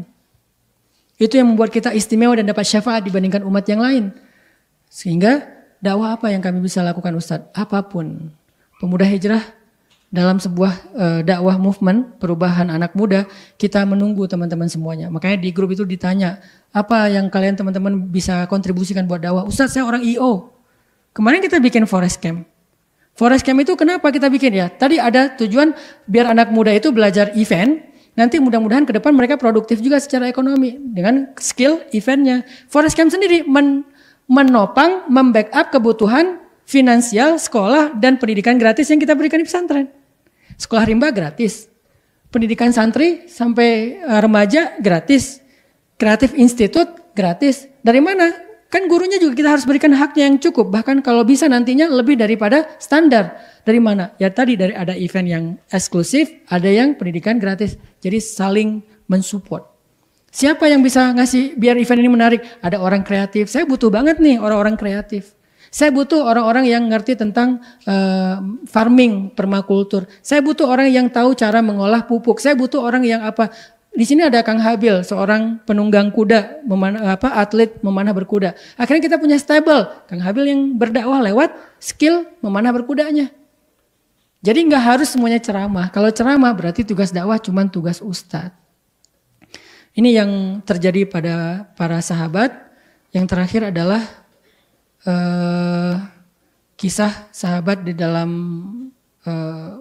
sahabat miskin ya, sahabat miskin yang datang kepada Nabi protes, kata mereka, ya Rasulullah, zahaba ahlud dusuri bil ujur, ya Rasulullah orang kaya borong pahala. Nabi nanya, gimana orang kaya borong pahala? Kata mereka, yusalluna wa kama nusalli, wa yasumuna kama nasum, wa yatasaddaquna wa la natasaddaq, wa ya'tikuna wa la na'tik. Mereka sholat, kami juga sholat. Mereka puasa sebagaimana kami puasa. Tapi mereka sedekah, kami nggak bisa sedekah. Mereka membebaskan budak, kami tidak bisa membebaskan budak. Berarti mereka borong pahala ya Rasul. Protes sahabat-sahabat yang miskin. Akhirnya Nabi bilang, setiap tasbih sedekah, setiap tahmid sedekah, setiap takbir sedekah, tersenyum itu sedekah, memindahkan duri dari jalan sedekah. Itu gara-gara sahabat miskin protes terhadap sahabat kaya. Gara-gara mereka beramal dengan amalan yang orang miskin tidak bisa beramal, yaitu bersedekah. Ada rasa cemburu kayak gitu teman-teman. Mudah-mudahan apa yang tadi kita dengar dari kisah-kisah inspirasinya para sahabat bisa mendorong kita untuk berlomba-lomba dalam kebaikan, meraih derajat sullatun minal awwalin wa qalilun sedikit dari golongan kita yang punya semangat was-sabiqun as-sabiqun.